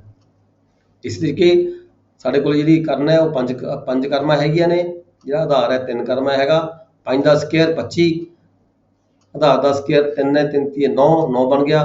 25 ਮਾਈਨਸ 9 16, 16 ਦਾ ਜਦੋਂ ਅਸੀਂ ਵਰਗਮੂਲ ਕੱਢਾਂਗੇ ਤਾਂ 4 ਬਣ ਜਾਂਦਾ, 4 ਚੌਕੇ 16। ਇਸ ਕਰਕੇ ਜਿਹੜੀ ਲੰਬ ਦੀ ਜਿਹੜੀ ਹੈਗੀ ਹੈ ਲੈਂਥ ਹੈਗੀ ਹੈ 4 ਕਰਮਾਂ ਬਣ ਜਾਂਦੀ ਹੈ। ਇਸੇ ਤਰੀਕੇ ਅੱਗੇ ਜੇ ਸਾਨੂੰ ਲੰਬ ਵੀ ਪਤਾ ਕਿੰਨਾ ਹੈ, ਕਰਨ ਵੀ ਪਤਾ ਕਿੰਨਾ ਹੈ, ਪਰ ਆਧਾਰ ਸਾਨੂੰ ਪਤਾ ਨਹੀਂ ਕਿੰਨਾ ਹੈ। ਠੀਕ ਹੈ, 2 ਕਰਮਾਂ ਸਾਨੂੰ ਪਤਾ ਹੈ, ਦੋ ਸਾਈਡਾਂ ਸਾਨੂੰ ਪਤਾ ਹੈ। ਲੰਬਕੋਣੀ ਖੇਤ ਦੇ ਵਿੱਚ, ਪਰਪੈਂਡੀਕੂਲਰ ਖੇਤ ਦੇ ਵਿੱਚ ਕਰਨ ਸਾਨੂੰ ਪਤਾ ਹੈ, ਉਹੀ ਆਪਾਂ ਫਿਰ ਐਗਜ਼ਾਮਪਲ ਫਾਰਮੂਲਾ ਬਣਾਵਾਂਗੇ। ਆਧਾਰ ਬਰਾਬਰ ਹੈ ਕਰਨ ਦਾ ਸਕੁਅਰ ਮਾਈਨਸ ਲੰਬ ਦਾ ਸਕੁਅਰ। ਜੇ ਲੰਬ ਕੱਢਣਾ ਹੈ ਤਾਂ ਕਰਨ ਦਾ ਸਕੁਅਰ ਮਾਈਨਸ ਆਧਾਰ ਦਾ ਸਕੁਅਰ ਕਰ ਦਾਂਗੇ, ਜੇ ਆਧਾਰ ਕੱਢਣਾ ਹੈ ਤਾਂ ਕਰਨ ਦਾ ਸਕੁਅਰ ਮਾਈਨਸ ਲੰਬ ਦਾ ਸਕੁਅਰ ਕਰ ਦਾਂਗੇ। ਉੱਪਰਲੇ ਖੇਤ 'ਚ ਅਸੀਂ ਦਰਸਾਇਆ ਗਿਆ ਹੈਗਾ ਵੀ ਜਿਹੜਾ ਸਾਡੇ ਕੋਲ ਕਰਨਾ 5 ਕਰਮਾਂ ਨੇ, 5 ਦਾ ਸਕੁਅਰ 25 ਬਣ ਗਿਆ, ਜਿਹੜਾ ਸਾਡੇ ਕੋਲੇ ਲੰਬ ਦਰਸਾਇਆ ਗਿਆ ਹੈ, 4 ਕਰਮਾਂ ਦਰਸਾਇਆ ਗਿਆ ਹੈ। ਠੀਕ ਹੈ, 4 ਦਾ ਸਕੁਅਰ 16 ਬਣ ਗਿਆ, 25 - 16 9 ਬਣ ਗਿਆ, 9 ਦਾ ਸਕੁਅਰ ਅਸੀਂ ਕੱਢਾਂਗੇ ਤਾਂ 3 ਕਰਮਾਂ ਆ ਗਿਆ। ਦੇਖੋ ਤੁਹਾਨੂੰ ਨਾਲ ਨਾਲ ਕਨਫਰਮ ਵੀ ਹੋ ਰਿਹਾ ਕਿਉਂਕਿ ਅਸੀਂ ਉੱਪਰ ਵੀ ਕੱਢ ਕੇ ਦੇਖਿਆ ਗਿਆ ਸੀਗਾ। ਠੀਕ ਹੈ, ਜੇ ਕੋਈ ਖੇਤ ਹੈ ਉਹਦਾ ਕਰਮ 5 ਕਰਮਾ ਹੋਵੇ ਤੇ ਲੰਬ 4 ਕਰਮਾ ਹੋਵੇ, ਸਾਨੂੰ ਪਤਾ ਨਾ ਹੋਵੇ ਆਧਾਰ ਕਿੰਨਾ ਬਣੇਗਾ, ਪਰ ਆਧਾਰ ਇਸ ਤਰੀਕੇ ਕੱਢਿਆ ਜਾ ਸਕਦਾ ਹੈ। ਇੱਕ ਤੁਹਾਡੇ ਕੋਲ ਹੀਰੋ ਫਾਰਮੂਲਾ ਕਹਿੰਦੇ ਇਸ ਨੂੰ। ਹੀਰੋ ਫਾਰਮੂਲਾ ਕੀ ਹੈਗਾ? ਠੀਕ ਹੈ, ਸਾਡੇ ਕੋਲੇ ਖੇਤ ਦੀਆਂ ਲੰਬਾਈਆਂ ਪਤਾ ਹੋਣ, ਕਿਸੇ ਤ੍ਰਿਕੋਣ ਹੈ, ਤ੍ਰਿਕੋਣ ਦੀਆਂ ਸਾਰੇ ਤਿੰਨ ਜਿਹੜੀਆਂ ਹੈਗੀਆਂ ਸਾਈਡਾਂ ਹੈਗੇ ਆ ਉਹ ਪਤਾ ਹੋਣ ਸਾਨੂੰ ਕਿੰਨੀਆਂ ਕਿੰਨੀਆਂ ਹੈਗੀਆਂ ਨੇ। ਅਸੀਂ ਜ਼ਿਆਦਾਤਰ ਤਾਂ ਅਸੀਂ ਕੀ ਕਰਦੇ ਹਾਂ, ਕਿਸੇ ਤ੍ਰਿਕੋਣੀ ਖੇਤ ਦੇ ਵਿੱਚ ਅਸੀਂ ਕੋਈ ਪਰਪੈਂਡੀਕੂਲਰ ਗੇਰ ਕੇ, ਲੰਬ ਗੇਰ ਕੇ ਹੀ ਉਹਦਾ ਖੇਤ ਦਾ ਫਾਰਮੂਲਾ ਕੱਢਦੇ ਹਾਂ। ਠੀਕ ਹੈ, ਜਿਵੇਂ ਕਿ ਤੁਸੀਂ ਅਕਸਰ ਸਾਰੇ ਕਰਦੇ ਹੋ, ਆਪਾਂ ਸਾਰੇ ਅਕਸਰ ਕਰਦੇ ਹਾਂ ਵੀ ਕੋਈ ਤ੍ਰਿਕੋਣੀ ਖੇਤ ਸਾਡੇ ਕੋਲੇ ਹੋਵੇ, ਜਦੋਂ ਉਹਦਾ ਅਸੀਂ ਏਰੀਆ ਕੱਢਣਾ ਹੋਵੇ ਤਾਂ ਉਹਦੇ ਅਸੀਂ ਕਿਸੇ ਇੱਕ ਕਾਰਨਰ ਤੋਂ ਕਿਸੇ ਲਾਈਨ ਨੂੰ ਬੇਸ ਲਾਈਨ ਬਣਾ ਕੇ ਉਹਦੇ ਉੱਪਰ ਅਸੀਂ ਪਰਪੈਂਡੀਕੂਲਰ ਗੇਰ ਲਾਣੇ ਆ। ਪਰਪੈਂਡੀਕੂਲਰ ਗੇਰ ਕੇ ਫਿਰ ਆਧਾਰ ਦਾ ਸਕੁਅਰ ਉਹਦਾ ਉਹਦੇ ਮੁਤਾਬਕ ਅਸੀਂ ਏਰੀਆ ਕੱਢ ਦਿੰਦੇ ਆ। ਪਰ ਜੇਕਰ ਸਾਡੇ ਕੋਲੇ ਕੋਈ ਇਦਾਂ ਦਾ ਕੋਈ ਫਾਰਮੂਲਾ ਨਾ ਹੋਵੇ, ਸਪੀਕਰ ਬੰਦ ਕਰੋ, ਸਾਡੇ ਕੋਲ ਕਿਸੇ ਖੇਤ ਦੀਆਂ ਤਿੰਨੇ ਦਿਸ਼ਾਵਾਂ ਹੈਗੀਆਂ ਨੇ। ਠੀਕ ਹੈ, ਅਸੀਂ ਹੀਰੋ ਫਾਰਮੂਲੇ ਦੇ ਰਾਹੀਂ ਬਿਨਾਂ ਕਿਸੇ ਕੋਈ ਲੰਬ ਗੇਰੇ ਉਹਦੇ ਵਿੱਚ ਖੇਤ ਦੇ ਵਿੱਚ ਬਗੈਰ ਕੋਈ ਲਾਈਨ ਵੱਖਰੀ ਬਣਾਏ ਉਹਦਾ ਜਿਹੜਾ ਏਰੀਆ ਕਿਵੇਂ ਕੱਢ ਸਕਦੇ ਆ। ਉਹਦਾ ਦੇਖੋ ਇਹ ਹੈਗਾ ABC, ਤਿੰਨ ਬਾਹੀਆਂ ਹੈਗੀਆਂ ਕਿਸੇ ਖੇਤ ਦੀਆਂ ABC। ਠੀਕ ਹੈ, ਇਹਦੇ ਲਈ ਪਹਿਲਾਂ ਅਸੀਂ S = A + B + C = 2 ਕਰਾਂਗੇ। ਮਤਲਬ ਤਿੰਨੇ ਬਾਹੀਆਂ ਦੇ ਜਿਹੜਾ ਜੋੜ ਹੈ ਜਦੋਂ ਅਸੀਂ ਅੱਧ ਕਰ ਲਈਏ ਤਾਂ ਇੱਕ S ਸਾਡੇ ਕੋਲ ਆ ਜਾਂਦਾ ਹੈਗਾ। ਠੀਕ ਹੈ, ਅਸੀਂ ਇੱਕ ਪੁਆਇੰਟ ਬਣਾ ਲਿਆ, S ਬਣਾ ਲਿਆ। ਇਸ ਫਾਰਮੂਲੇ ਵਿੱਚ ਤਿੰਨੇ ਬਾਹੀਆਂ ਦਾ ਜੋੜ ਕਰਕੇ ਜਦ ਅਸੀਂ ਉਹਨੂੰ 2 ਤੇ ਵੰਡ ਦਈਏ, ਠੀਕ ਹੈ, ਉਹਦਾ ਅੱਧ ਕਰ ਲਈਏ, ਸਾਡੇ ਕੋਲ ਇੱਕ ਪੁਆਇੰਟ ਬਣ ਗਿਆ, S ਬਣ ਗਿਆ, ਸਾਡੇ ਕੋਲ ਇੱਕ ਨੰਬਰ ਆ ਗਿਆ, ਸਾਡੇ ਕੋਲ ਇੱਕ ਨੰਬਰ ਆ ਗਿਆ S। ਠੀਕ ਹੈ, ਫਿਰ ਉਸ ਤ੍ਰਿਕੋਣ ਦਾ ਫਾਰਮੂਲਾ ਏਰੀਆ ਕਿਵੇਂ ਕੱਢਾਂਗੇ? ਖੇਤਰਫਲ ਬਰਾਬਰ ਹੈ S × S - A × S - B × S - C। ਮਤਲਬ ਕਿ S ਜਿਹੜਾ ਸਾਡਾ ਤਿੰਨੇ ਬਾਹੀਆਂ ਦਾ ਜੋੜ ਕਰਕੇ ਬਟੇ 2 ਕਰਕੇ ਜਿਹੜਾ ਕੋਈ ਨੰਬਰ ਸਾਡੇ ਕੋਲ ਆਇਆ ਉਹ ਨੰਬਰ ਪਾਵਾਂਗੇ ਅਸੀਂ, ਫਿਰ ਇੰਟੂ S - ਇੱਕ ਬਾਹੀ ਇੰਟੂ S - ਦੂਜੀ ਬਾਹੀ ਇੰਟੂ S - ਤੀਜੀ ਬਾਹੀ। ਹੁਣ ਦੇਖੋ ਆਪਾਂ ਜਿਵੇਂ ਕਿ ਤੁਹਾਡੇ ਕੋਲੇ ਉੱਪਰ ਇਸ ਬੁੱਕ ਦੇ ਵਿੱਚ ਦੱਸੀ ਗਈ ਹੈ, ਇੱਕ ਬਾਹੀ ਜਿਹੜੀ ਹੈਗੀ 12 ਕਰਮ ਹੈ, ਇੱਕ ਬਾਹੀ 13 ਕਰਮ ਹੈ, ਇੱਕ ਬਾਹੀ 15 ਕਰਮ ਹੈ। ਇਹ 12 ਕਰਮ ਹੈ। ਤਿੰਨੇ ਬਾਹੀਆਂ ਦਾ ਜੋੜ ਅਸੀਂ ਕਰਕੇ ਦੇਖਦੇ ਹਾਂ ਕਿੰਨਾ ਬਣੇਗਾ। ਤਿੰਨੇ ਬਾਹੀਆਂ ਦਾ ਜੋੜ ਹੈਗਾ ਇੱਕ ਬਾਹੀ 12 ਕਰਮ 12 ਪਲੱਸ ਦੂਜੀ ਬਾਹੀ 13 ਕਰਮ ਪਲੱਸ 13 ਪਲੱਸ ਤੀਜੀ ਬਾਹੀ 15। ਤਿੰਨੇ ਬਾਹੀਆਂ ਦਾ ਜੋੜ ਬਣ ਜਾਂਦਾ 40 ਬਣ ਜਾਂਦਾ ਹੈ। ਜਦੋਂ ਅਸੀਂ 40 ਨੂੰ 2 ਤੇ ਵੰਡਦੇ ਹਾਂ ਤਾਂ ਸਾਡੇ ਕੋਲੇ ਇੱਕ ਨੰਬਰ ਆ ਜਾਂਦਾ ਹੈ 20 ਜਿਹਨੂੰ ਅਸੀਂ S ਯੂਜ਼ ਕਰਦੇ ਹਾਂ। ਠੀਕ ਹੈ, ਜਿਹਨੂੰ ਅਸੀਂ S ਦੇ ਤੌਰ ਤੇ ਯੂਜ਼ ਕਰਦੇ ਹਾਂ। ਜਦੋਂ ਐਸੀ ਤ੍ਰਿਕੋਣ ਦਾ ਅਸੀਂ ਖੇਤਰਫਲ ਕੱਢਾਂਗੇ ਤਾਂ ਅਸੀਂ 20 × 20 - 12 ਇੱਕ ਬਾਹੀ ਇੰਟੂ 20 - 13 ਦੂਜੀ ਬਾਹੀ ਇੰਟੂ 20 - 15 ਤੀਜੀ ਬਾਹੀ। ਠੀਕ ਹੈ, ਮਤਲਬ ਉਹਦਾ ਅੰਡਰਰੂਟ ਫਿਰ 20 × 8 ਆ ਗਿਆ, 20 - 12 8, 20 - 13 7, 20 - 15 5, 20 × 8 × 7 × 5। ਪਤਾ ਜਦੋਂ ਅਸੀਂ ਇਹਨੂੰ ਗੁਣਾ ਕਰਦੇ ਹਾਂ 20 ਨੂੰ 8 ਨਾਲ 8 ਫਿਰ ਇਸ ਨੂੰ 7 ਨਾਲ ਫਿਰ 5 ਨਾਲ, ਇਹ ਬਣ ਜਾਂਦਾ ਤੁਹਾਡਾ 5600 5600 ਦਾ ਜਦੋਂ ਅਸੀਂ ਵਰਗਮੂਲ ਕੱਢਾਂਗੇ, ਅੰਡਰਰੂਟ ਕੱਢਾਂਗੇ ਤਾਂ ਸਾਡੇ ਕੋਲ ਬਣ ਜਾਂਦਾ ਹੈ 74.83 ਵਰਗ ਕਰਮ ਬਣ ਗਈਆਂ। ਠੀਕ ਹੈ, ਅੱਗੇ ਫਿਰ ਇਸ ਨੂੰ ਅਸੀਂ ਕਨਵਰਟ ਕਰ ਲਾਂਗੇ ਮਰਲਿਆਂ ਦੇ ਵਿੱਚ, ਕਨਾਲਾਂ ਦੇ ਵਿੱਚ, ਜੋ ਵੀ ਬਣਦਾ ਹੈਗਾ ਉਹ ਬਾਅਦ ਦੀ ਗੱਲ ਹੈ। ਪਰ ਆਪਾਂ ਇੱਥੇ ਤੁਹਾਨੂੰ ਅਜੇ ਪਹਿਲਾਂ ਰਕਬਾ ਜਿਹੜਾ ਹੈਗਾ ਵਰਗ ਕਰਮਾਂ ਜੀ ਕੱਢ ਕੇ ਦਿਖਾਇਆ ਗਿਆ। ਹੁਣ ਅੱਗੇ ਦੇਖੋ, ਇਹ ਤ੍ਰਿਕੋਣ ਸੀ ਸਾਡੇ ਕੋਲੇ, ਅਸੀਂ ਕੋਈ ਵਿੱਚ ਬਾਹੀ ਨਹੀਂ ਮਾਰੀ ਹੈਗੀ। ਠੀਕ ਹੈ, ਨਾ ਕੋਈ ਲੰਬ ਘੇਰਿਆ, ਤਾਂ ਅਸੀਂ ਜਿਹੜਾ ਇਹਦਾ ਰਕਬਾ ਹੈਗਾ ਉਹ ਕੱਢ ਲਿਆ 74.83 ਕਰਮ ਬਣ ਗਿਆ। ਇਹ ਰਕਬਾ ਸਹੀ ਹੈ ਜਾਂ ਗਲਤ ਹੈ? ਹੁਣ ਸਾਨੂੰ ਕੀ ਪਤਾ ਹੈਗਾ ਇਹ ਸਹੀ ਹੈ ਜਾਂ ਗਲਤ ਹੈ? ਇਸ ਨੂੰ ਜੇ ਚੈੱਕ ਕਰਨਾ ਹੋਵੇ ਤਾਂ ਕਿਵੇਂ ਕਰਾਂਗੇ? 5.5 इस बुक का 5.5 चैप्टर पढ़ोगे ਤੁਸੀਂ पढ़ोगे। रकबा चेक करना तरीका की है, उपरोक्त फार्मूले ਨਾਲ ਕੱਢੇ ਗਏ ਖੇਤਰਫਲ ਨੂੰ ਚੈੱਕ ਹੇਠਾਂ ਤਰੀਕੇ ਨਾਲ ਕੀਤਾ ਜਾ ਸਕਦਾ ਹੈ। ਕਿਵੇਂ ਕਰਾਂਗੇ? ਖੇਤਰਫਲ ਬਰਾਬਰ ਹੈ ਆਧਾਰ ਗੁਣਾ ਲੰਬ ਦਾ, ਆਧਾਰ ਗੁਣਾ ਲੰਬ ਬਟੇ 2, ਠੀਕ ਹੈ, ਆਧਾਰ ਗੁਣਾ ਲੰਬ ਬਟੇ 2। ਜਾਂ ਫਿਰ ਇਸ ਨੂੰ ਕੀ ਕਰਾਂਗੇ ਅਸੀਂ, 2 ਨੂੰ ਦੂਜੇ ਪਾਸੇ ਲੈ ਜਾਈਏ ਅਸੀਂ, ਜੇ ਇੱਕ ਦੂਜੇ ਨਾਲ ਮਲਟੀਪਲਾਈ ਕਰ ਦਈਏ, ਇੱਕ ਦੂਜੇ ਕ੍ਰਾਸ ਮਲਟੀਪਲੀਕੇਸ਼ਨ ਕਰ ਦਈਏ, ਖੇਤਰਫਲ ਨੂੰ 2 ਨਾਲ ਗੁਣਾ ਕਰ ਦਈਏ, ਖੇਤਰਫਲ ਦੇ ਨੀਚੇ 1 ਹੋਵੇ, ਖੇਤਰਫਲ ਨੂੰ 2 ਨਾਲ ਗੁਣਾ ਕਰ ਦਈਏ, ਖੇਤਰਫਲ ਗੁਣਾ 2 ਬਰਾਬਰ ਹੈ ਆਧਾਰ ਗੁਣਾ ਲੰਬਾਈ, ਖੇਤਰਫਲ ਗੁਣਾ 2 ਬਰਾਬਰ ਹੈ ਆਧਾਰ ਗੁਣਾ ਲੰਬ, ਸੌਰੀ, ਖੇਤਰਫਲ ਗੁਣਾ 2 ਬਰਾਬਰ ਹੈ ਆਧਾਰ ਗੁਣਾ ਲੰਬ। ਜਾਂ ਇਹ ਕਹਿ ਲਈਏ ਵੀ ਲੰਬ ਗੁਣਾ ਆਧਾਰ ਬਰਾਬਰ ਹੈ ਖੇਤਰਫਲ ਗੁਣਾ 2, ਇੱਕੋ ਗੱਲ ਹੈਗੀ ਹੈ। ਜੇ ਹੁਣ ਅਸੀਂ ਇਕੱਲਾ ਲੰਬ ਕੱਢ ਕੇ ਦੇਖਣਾ ਹੋਵੇ ਤਾਂ ਲੰਬ ਬਰਾਬਰ ਹੈ ਖੇਤਰਫਲ ਗੁਣਾ 2 ਬਟੇ ਆਧਾਰ।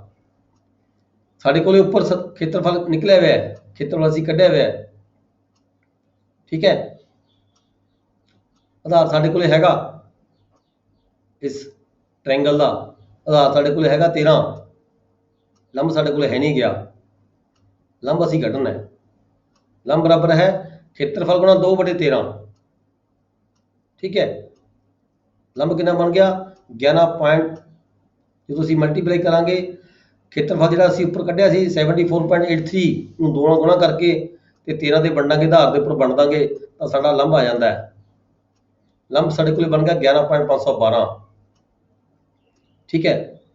ਹੁਣ ਜੇਕਰ ਅਸੀਂ ਜਿਹੜਾ ਲੰਬ ਕੋਣੀ ਤਿਕੋਣ ਦਾ ਫਾਰਮੂਲਾ ਲਗਾ ਕੇ ਦੇਖਾਂਗੇ, ਖੇਤਰਫਲ ਕੱਢ ਕੇ ਦੇਖਾਂਗੇ ਤਾਂ ਖੇਤਰਫਲ ਬਰਾਬਰ ਹੈ ਆਧਾਰ ਗੁਣਾ ਲੰਬ। ਆਧਾਰ ਸਾਡੇ ਕੋਲ 13 ਹੈਗਾ, ਲੰਬ ਸਾਡੇ ਕੋਲ 11.512 ਆ ਗਿਆ, ਠੀਕ ਹੈ। 13 ਗੁਣਾ 11.512 ਜੇ ਅਸੀਂ ਕਰਾਂਗੇ ਬਟੇ 2 ਕਰਾਂਗੇ ਤਾਂ ਜਿਹੜਾ ਸਾਡੇ ਕੋਲ ਹੈਗਾ ਖੇਤਰਫਲ ਉਨਾ ਹੀ ਆ ਗਿਆ ਜਿੰਨਾ ਅਸੀਂ ਉੱਪਰ ਕੱਢਿਆ ਸੀ 74.83।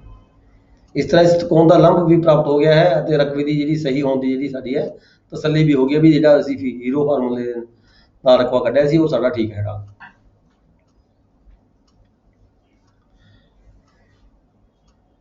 ਨੈਕਸਟ ਹੈ ਚੈਪਟਰ ਨੰਬਰ 6, ਵੱਖ-ਵੱਖ ਆਕਾਰਾਂ ਦੇ ਪਲਾਟਾਂ ਦਾ ਰਕਬਾ ਕੱਢਣ ਦਾ ਤਰੀਕਾ ਕੀ ਹੁੰਦਾ ਹੈ।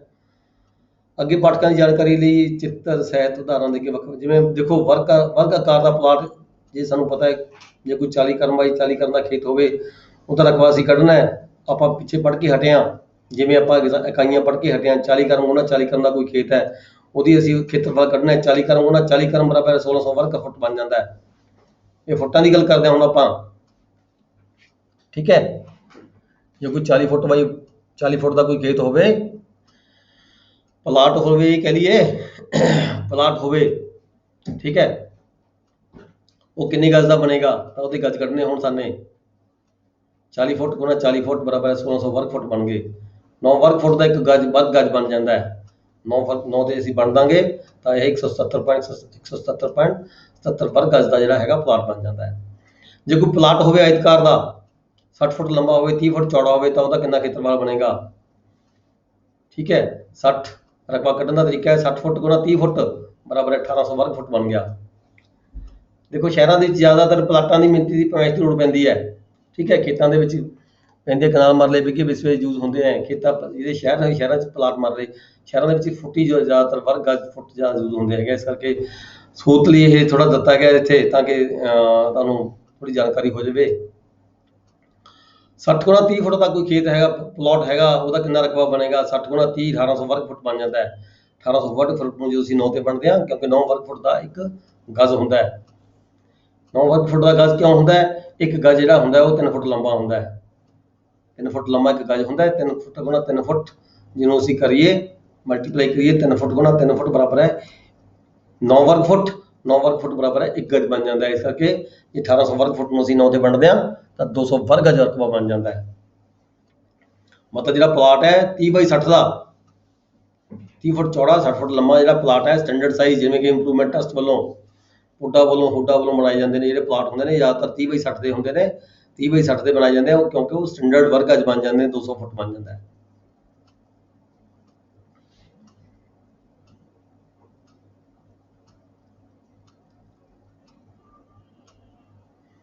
ਅੱਗੇ ਦਿਖਾਇਆ ਗਿਆ ਵੀ ਸਮਲੰਬ ਚਤੁਰਭੁਜ ਦਾ ਆਕਾਰ ਪਲਾਟ ਹੋਵੇ ਕੋਈ, ਜੇ ਕੋਈ ਪਲਾਟ ਹੈ ਉਹਦੀਆਂ ਜਿਹੜੀਆਂ ਭੁਜਾਵਾਂ ਪੈਰਲਲ ਹੋਣ ਦੋਨੇ, ਠੀਕ ਹੈ, ਤੇ ਜਿਹੜੀਆਂ ਸਾਈਡਾਂ ਹੋਣ ਉਹ ਘੱਟ ਵੱਧ ਹੋਣ। ਖੇਤ ਦਿਖਾਇਆ ਗਿਆ 40 ਥੱਲੇ 50 ਫੁੱਟ ਚੌੜਾ ਹੈਗਾ, ਉੱਪਰਲੀ ਜਿਹੜੀ ਬਾਈ ਹੈ 40 ਫੁੱਟ ਹੈਗੀ ਹੈ, ਠੀਕ ਹੈ। ਸਾਈਡਾਂ ਦੀਆਂ ਜਿਹੜੀਆਂ ਬਾਈਆਂ ਹੈਗੇ ਆ ਉਹਦਾ ਨਹੀਂ ਪਤਾ ਕਿੰਨੀਆਂ ਨੇ, ਤੇ ਇਹਦਾ ਜਿਹੜਾ ਸਮਾਂਤਰ ਭੁਜਾਵਾਂ ਦਾ ਜੋੜ,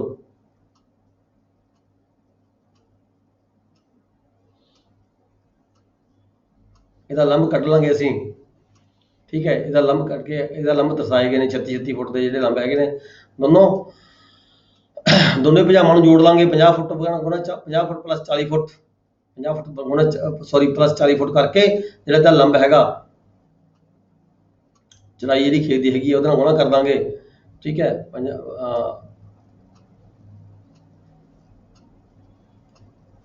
50 ਫੁੱਟ ਪਲੱਸ 40 ਫੁੱਟ ਨੂੰ ਜੋੜ ਕੇ 2 ਤੇ ਬਣ ਦਾਂਗੇ ਤਾਂ ਜਿਹੜੀ ਹੈਗੀ ਆ ਉਹ 45 ਫੁੱਟ ਰਹਿ ਜਾਂਦੀ ਹੈ। 45 ਨੂੰ ਜੋ ਅਸੀਂ 36 ਨਾਲ ਗੁਣਾ ਕਰਾਂਗੇ, ਜਿਹੜੀ ਇਹਦੀ ਉਚਾਈ ਹੈਗੀ ਹੈ, ਲੰਬ ਹੈਗਾ 1620 ਵਰਗ ਫੁੱਟ ਬਣ ਜਾਏਗਾ ਰਕਬਾ। 1620 ਵਰਗ ਫੁੱਟ ਨੂੰ 9 ਤੇ ਬਣਾਂਗੇ 180 ਵਰਗ ਗਜ ਰਕਬਾ ਬਣ ਜਾਂਦਾ ਹੈ।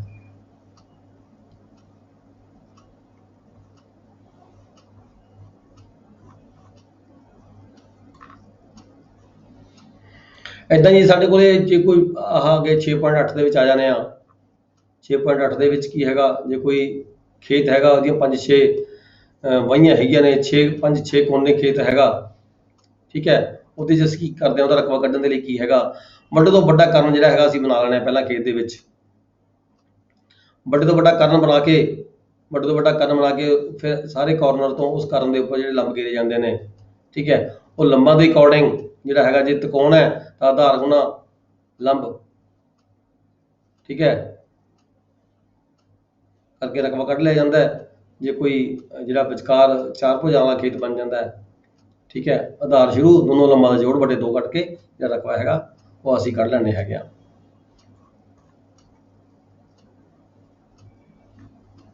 ਆ 6.9 ਦੇ ਵਿੱਚ 6 ਕੋਨੀ ਖੇਤ ਹੈ, 6 ਕੋਨੀ ਪਲਾਟ ਹੈ, ਕੋਈ 6 ਕੋਨੇ ਦਾ ਪਲਾਟ ਹੈ, ਉਹਦਾ ਰਕਬਾ ਕੱਢ ਕੇ ਦਿਖਾਇਆ ਗਿਆ ਹੈਗਾ, ਠੀਕ ਹੈ।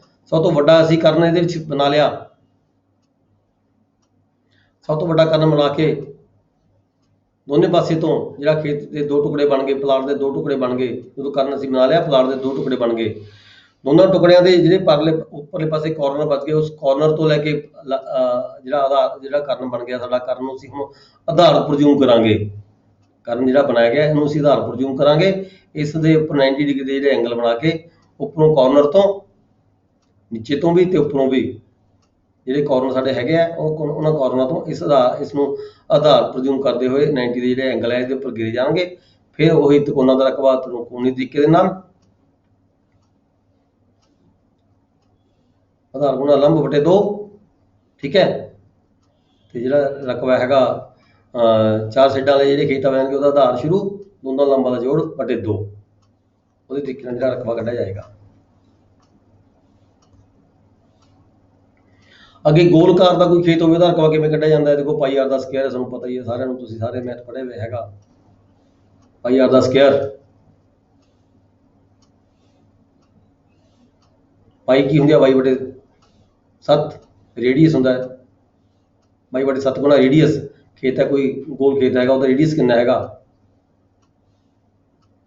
ਅਰਧ ਵਿਆਸ ਯਾਨੀ ਕਿ ਕਿੰਨਾ ਹੈਗਾ, ਠੀਕ ਹੈ। 22/7 ਗੁਣਾ ਰੇਡੀਅਸ ਦਾ ਸਕੁਅਰ ਕਰ ਦਈਏ ਤਾਂ ਜਿਹੜਾ ਵਰਗ ਇਹਦਾ ਖੇਤ ਦਾ ਜਿਹੜਾ ਗੋਲ ਖੇਤ ਦਾ ਜਿਹੜਾ ਰਕਬਾ ਨਿਕਲ ਜਾਂਦਾ ਹੈਗਾ।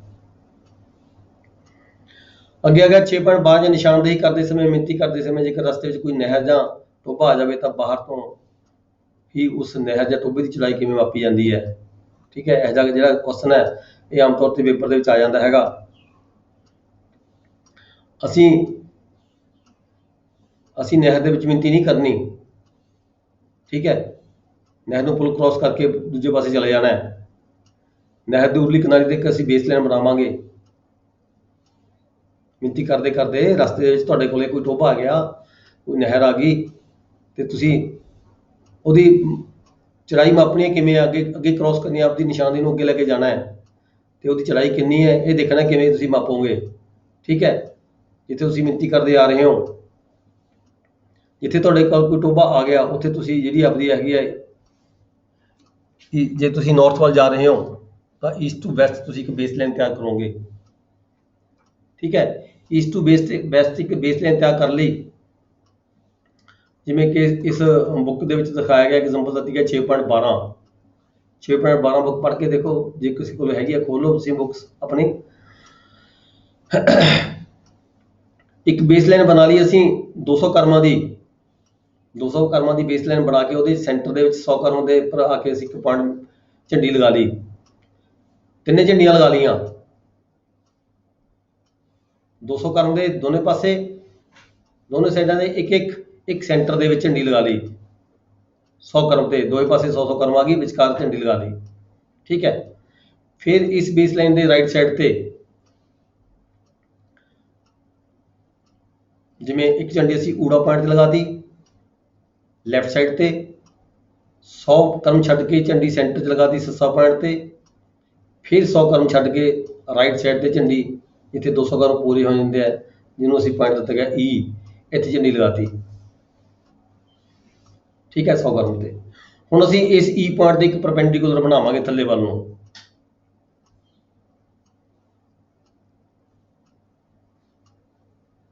$90 ਦਾ ਐਂਗਲ ਬਣਾਵਾਂਗੇ। ਠੀਕ ਹੈ ਜੀ, 90 ਦਾ ਐਂਗਲ ਬਣਾ ਕੇ ਫਿਰ ਅਸੀਂ ਜਿਹੜਾ ਟੋਬਾ ਜਾਂ ਜੋ ਵੀ ਹੈਗਾ ਤਲਾਬ ਹੈਗਾ, ਚਾਹੇ ਕੋਈ ਨਹਿਰ ਹੈਗੇ ਆ, ਇਹਦੇ ਦੂਜੇ ਪਾਸੇ ਕੋਈ ਬੰਦਾ ਭੇਜਾਂਗੇ ਆਪਣਾ। ਠੀਕ ਹੈ, ਦੂਜੇ ਪਾਸੇ ਬੰਦਾ ਭੇਜ ਝੰਡੀ ਲੈ ਕੇ ਜਾਏਗਾ। ਉਹ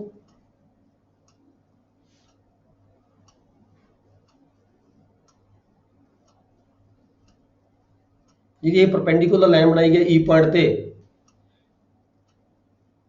ਠੀਕ ਹੈ, ਇਹਦੇ ਤੇ ਇੱਕ ਝੰਡੀ ਗੱਡੀ ਜਾਏਗੀ।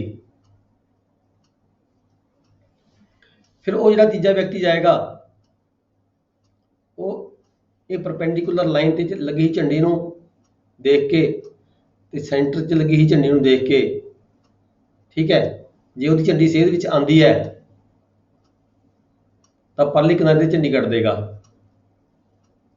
ਜੇਕਰ ਸੇਧ 'ਚ ਨਹੀਂ ਆਉਂਦੀ ਤਾਂ ਇਹ ਜਿਹੜੀ ਝੰਡੀ ਪਹਿਲੀ ਈ ਪੁਆਇੰਟ ਤੇ ਲਗਾਈ ਗਈ ਹੈ, ਇਸ ਨੂੰ ਕਹੇਗਾ ਤੁਸੀਂ ਹੋਰ ਥੱਲੇ ਜਾਓ, ਝੰਡੀ ਨੀਚੇ ਹੋਰ ਕੱਢੋ। ਠੀਕ ਹੈ, ਜਦੋਂ ਤੱਕ ਇਹ ਝੰਡੀ ਪਰਲੀ ਪੁਆਇੰਟ ਵਾਲੀ ਝੰਡੀ, ਇਹ ਦੋਨਾਂ ਝੰਡੀਆਂ ਸੱਸਾ ਪੁਆਇੰਟ ਤੇ ਕੱਕਾ ਪੁਆਇੰਟ ਦੀ ਝੰਡੀ। ਸਰ ਡਰਾ ਕਰਕੇ ਸਮਝਾ ਦੋ ਜੀ, ਵਧੀਆ ਬੰਦਾ ਜੀ। ਅੱਛਾ,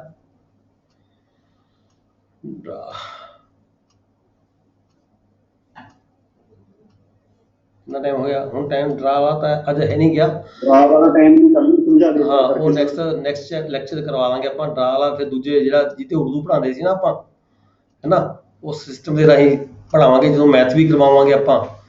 ਠੀਕ ਹੈ, ਉਸ ਸਿਸਟਮ ਦੇ ਰਾਹੀਂ ਕਰਾਵਾਂਗੇ। ਵੈਸੇ ਇਹ ਬੁੱਕ ਦੇ ਵਿੱਚ ਸਾਰਾ ਤੁਸੀਂ ਦੱਸਿਆ, ਦੇਖੋ ਕੀ ਲਿਖਿਆ ਹੋਇਆ ਹੈ। ਜਿਸ ਨਹਿਰ ਦੀ ਚੌੜਾਈ ਮਾਪਣੀ ਹੋਵੇ ਉਸ ਦੇ ਇੱਕ ਕਿਨਾਰੇ ਉੱਤੇ ਝੰਡੀ ਊੜਾ ਗੱਡੋ ਅਤੇ ਦੂਜੇ ਕਿਨਾਰੇ ਉੱਤੇ ਝੰਡੀ ਆੜਾ ਗੱਡੋ। ਝੰਡੀ ਊੜਾ ਤੋਂ ਨਹਿਰ ਦੇ ਕਿਨਾਰੇ ਦੇ ਨਾਲ ਨਾਲ ਇੱਕ ਲੰਬੀ ਲਾਈਨ ਬਣਾ ਕੇ ਲਾਈਨ ਦੇ ਦੂਜੇ ਕਿਨਾਰੇ ਉੱਤੇ ਝੰਡੀ ਈੜੀ ਗੱਡੋ।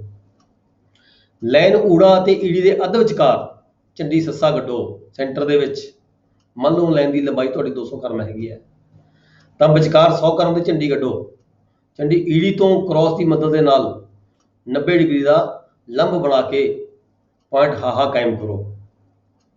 ਹੁਣ ਲਾਈਨ ਈੜੀ ਹਾਹਾ ਉੱਤੇ ਖੜ ਕੇ ਝੰਡੀ ਆੜਾ ਅਤੇ ਝੰਡੀ ਸੱਸਾ ਉੱਤੇ ਲੱਗੀਆਂ ਝੰਡੀਆਂ ਦੀ ਸੇਧ ਵਿੱਚ ਖੜੇ ਹੋਵੋ। ਜਦੋਂ ਪੁਆਇੰਟ ਆੜਾ ਉੱਤੇ ਲੱਗੀ ਝੰਡੀ ਪੁਆਇੰਟ ਸੱਸਾ ਉੱਤੇ ਲੱਗੀ ਝੰਡੀ ਦੀ ਸੇਧ ਵਿੱਚ ਆ ਕੇ ਦਿਖਣੋਂ ਹਟ ਜਾਵੇ। ਦੂਜੇ ਪਾਸੇ ਦੀ ਗੱਲ ਕਰਦੇ ਹਾਂ, ਨਹਿਰ ਦੇ ਪਰਲੇ ਪਾਸੇ। ਜਦੋਂ ਪੁਆਇੰਟ ਆੜਾ ਉੱਤੇ ਲੱਗੀ ਝੰਡੀ ਪੁਆਇੰਟ ਸੱਸਾ ਉੱਤੇ ਲੱਗੀ ਝੰਡੀ ਦੀ ਸੇਧ ਵਿੱਚ ਆ ਕੇ ਦਿਖਣੋਂ ਹਟ ਜਾਵੇ ਤਾਂ ਈੜੀ ਅਤੇ ਹਾਹਾ ਲਾਈਨ ਉੱਪਰ ਪੁਆਇੰਟ ਤੇ ਝੰਡੀ ਕੱਕਾ ਗੱਡੋ। ਜਿੰਨੀ ਈੜੀ ਅਤੇ ਕੱਕਾ ਵਿਚਕਾਰ ਦੂਰੀ ਹੋਵੇਗੀ, ਜਿਹੜੀ ਤੁਹਾਡੇ ਵਾਲੇ ਪਾਸੇ ਸੱਜੇ ਪਾਸੇ ਜਿਹੜੀ ਤੁਸੀਂ ਝੰਡੀ ਗੱਡੀ ਵੀ ਹੈ, ਠੀਕ ਹੈ, ਜਿੰਨੇ ਡਿਸਟੈਂਸ ਉਹਦਾ ਹੋਏਗਾ ਉਹਨੂੰ ਡਿਸਟੈਂਸ ਨੂੰ ਮਾਪ ਲਓ। ਜਿੰਨੀ ਈੜੀ ਅਤੇ ਕੱਕਾ ਵਿਚਕਾਰ ਦੂਰੀ ਹੋਵੇਗੀ ਉਨੀ ਹੀ ਨਹਿਰ ਜਾਂ ਟੋਭੇ ਦੀ ਚੌੜਾਈ ਹੋਵੇਗੀ। ਈੜੀ ਅਤੇ ਕੱਕਾ ਵਿਚਕਾਰ ਦੀ ਦੂਰੀ 80 ਕਰਮ ਹੈ। ਇਸੇ ਤਰ੍ਹਾਂ ਨਹਿਰ ਤੇ ਟੋਭੇ ਦੀ ਜਿਹੜੀ ਚੌੜਾਈ ਹੈ ਉਹ ਵੀ 80 ਕਰਮ ਹੈ। ਊੜਾ ਅਤੇ ਆੜਾ ਦੀ ਜਿਹੜੀ ਦੂਰੀ ਹੈ ਉਹ 80 ਕਰਮ ਹੈ। ਪਾਠਕਾਂ ਦੀ ਫਿਰ ਅੱਗੇ ਇਹ ਐਗਜ਼ਾਮਪਲ ਬਣਾ ਕੇ ਦਿੱਤੀ ਗਈ, ਅਗਲੀ ਵਾਰੀ ਜ਼ਰੂਰਤ ਪਈ ਤਾਂ ਆਪਾਂ ਸਮਝਾ ਵੀ ਦੇਵਾਂਗੇ। ਠੀਕ ਹੈ, ਇੱਕ ਖੇਤ ਹੋਰ ਹੈ। ਇਹ ਮਰਬਾਬੰਦੀ ਕਰਦੇ ਸਮੇਂ ਜੇਕਰ ਰਸਤੇ ਵਿੱਚ ਕੋਈ ਦਰਿਆ ਆ ਜਾ ਰੁਕਾਵਟ ਆ ਜਾਵੇ ਤਾਂ ਦਰਿਆ ਤੋਂ ਪਾਰ ਮਿਣਤੀ ਕਿਵੇਂ ਜਾਰੀ ਰੱਖੀ ਜਾ ਸਕਦੀ ਹੈ। ਉਹ ਤਾਂ ਹੈਗੀ ਨਿਸ਼ਾਨਦੇਹੀ ਕਰਨ ਦੀ ਗੱਲ, ਕਿ ਨਿਸ਼ਾਨਦੇਹੀ ਨੂੰ ਅਸੀਂ ਕਿਵੇਂ ਵਧਾ ਸਕਦੇ ਹਾਂ। ਇਹ ਹੈ ਵੀ ਜੇ ਮਰਬਾਬੰਦੀ ਕਰ ਰਹੇ ਹੋ ਤੁਸੀਂ, ਮਰਬਾਬੰਦੀ ਕਰਦੇ ਕਰਦੇ ਠੀਕ ਹੈ ਰਸਤੇ 'ਚ ਬਹੁਤ ਵੱਡਾ ਦਰਿਆ ਆ ਗਿਆ, ਤੁਸੀਂ ਦਰਿਆ ਨੂੰ ਪਾਰ ਵੀ ਕਰਨਾ ਤੇ ਦਰਿਆ ਦੀ ਮਿਣਤੀ ਵੀ ਕਰਨੀ ਹੈ। ਠੀਕ ਹੈ, ਕਰਨੀ ਵੀ ਬਾਹਰੋਂ ਬਾਹਰ ਹੈਗੀ ਹੈ ਤੇ ਅੱਗੇ ਜਾ ਕੇ ਦਰਿਆ ਕ੍ਰਾਸ ਕਰਕੇ ਤੁਸੀਂ ਫਿਰ ਅੱਗੇ ਮਿਣਤੀ ਨੂੰ ਅੱਗੇ ਵੱਲ ਲੈ ਕੇ ਜਾਣਾ ਹੈਗਾ। ਠੀਕ ਹੈ, ਇਹ ਤੁਸੀਂ ਮੇਰੇ ਖਿਆਲ ਹੈ ਜੇ ਬੁੱਕਸ ਕਿਸੇ ਕੋਲ ਨਹੀਂ, ਵੈਸੇ ਤਾਂ ਦੇਖੋ ਤੁਸੀਂ ਸਾਰੇ ਕਾਨੂੰਨ ਕੋ ਸਾਹਿਬਾਨ ਨੂੰ ਤਾਂ ਪਤਾ ਹੈ, ਸਾਰਿਆਂ ਨੇ ਕੀਤਾ ਹੋਇਆ ਹੈਗਾ ਕੰਮ, ਔਰ ਜਿਨ੍ਹਾਂ ਨੇ ਕਿਸੇ ਨੇ ਨਹੀਂ ਕੀਤਾ ਹੈਗਾ ਉਹ ਪਲੀਜ਼ ਇਹ ਬੁੱਕ ਰੈਫਰ ਕਰ ਲਓ। ਇਹਦਾ 6.13 ਦਾ ਹੈਗਾ, ਇਹ ਬਹੁਤ ਇੰਪੋਰਟੈਂਟ ਕੁਐਸਚਨ ਹੈਗਾ। ਇਹਦੇ ਤੇ ਕੁਐਸਚਨ ਜਿਹੜਾ ਹੈਗਾ ਆਮ ਤੌਰ ਤੇ ਆ ਜਾਂਦਾ ਹੈਗਾ। ਠੀਕ ਹੈ, ਜਿਹੜਾ ਸਮਝਾਉਣਾ ਹੈਗਾ ਇੱਥੇ ਥੋੜਾ ਮੁਸ਼ਕਲ ਲੱਗੇਗਾ।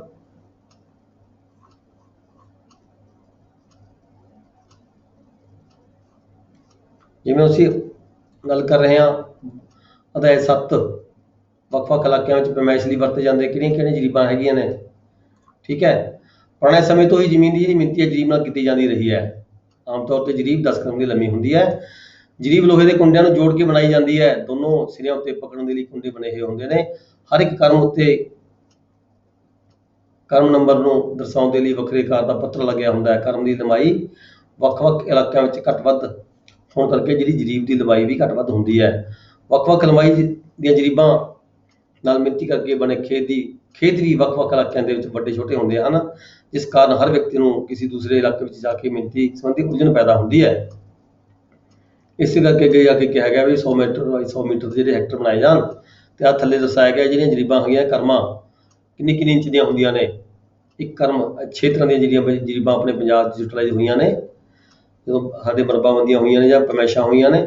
ਇੱਕ ਜਰੀਬ ਜਿਹੜੀ ਹੈਗੀ ਸੀ 66 ਇੰਚ ਦੀ ਯੂਜ਼ ਹੋਈ ਹੈ ਤੇ ਇੱਕ ਕਰਮ ਸਾਡੀ ਬਰਾਬਰ ਹੋ ਗਈ 57.157 ਦੀ ਜਿਹੜੀਆਂ ਅਸੀਂ ਰੂਟੀਨ ਯੂਜ਼ ਕਰਦੇ ਹਾਂ। ਕੁਛ ਇਲਾਕਿਆਂ ਦੇ ਜਿਹੜੀ ਕਰਮ ਹੈਗੀ ਉਹ 60 ਇੰਚ ਦੀ ਯੂਜ਼ ਵੀ ਹੋਈ ਹੈ। ਲੁਧਿਆਣਾ ਸਾਈਡ ਦੇ ਵਿੱਚ ਕੁਛ ਇਲਾਕੇ ਹੈਗੇ ਨੇ ਇੱਥੇ 60 ਇੰਚ ਦੀ ਜਿਹੜੀ ਕਰਮ ਹੈਗੀ ਆ ਉਹ ਵੀ ਯੂਟੀਲਾਈਜ਼ ਕੀਤੀ ਗਈ ਹੈ। ਕੁਛ ਇਲਾਕੇ ਐਸੇ ਵੀ ਹੈਗੇ ਆ ਜਿੱਥੇ ਜਿਹੜੀ ਜਰੀਬ ਹੈ 57.5 ਇੰਚ ਦੀ ਵੀ ਯੂਜ਼ ਹੋਈ ਹੈ।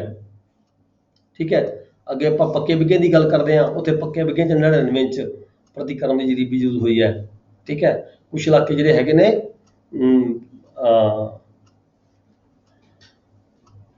ਉੱਥੇ ਜਿਹੜੀ ਜਰੀਬ ਹੈ ਉਹ 54 ਇੰਚ ਦੀ ਵੀ ਯੂਜ਼ ਹੋਈ ਹੈ। 54 ਇੰਚ ਮਤਲਬ ਕਿ 12 ਚੁਕਾ 48 ਤੇ 6 54 4.5 ਫੁੱਟ ਦੀ ਜਰੀਬ ਹੈ ਉਹ ਯੂਜ਼ ਕੀਤੀ ਗਈ ਹੈ। ਇਹਨੂੰ ਅੱਗੇ ਮੀਟਰ 'ਚ ਦਰਸਾਇਆ ਗਿਆ, ਇਹਦੀ ਲੋੜ ਨਹੀਂ ਤੁਹਾਨੂੰ ਪੜ੍ਹਨ ਦੀ।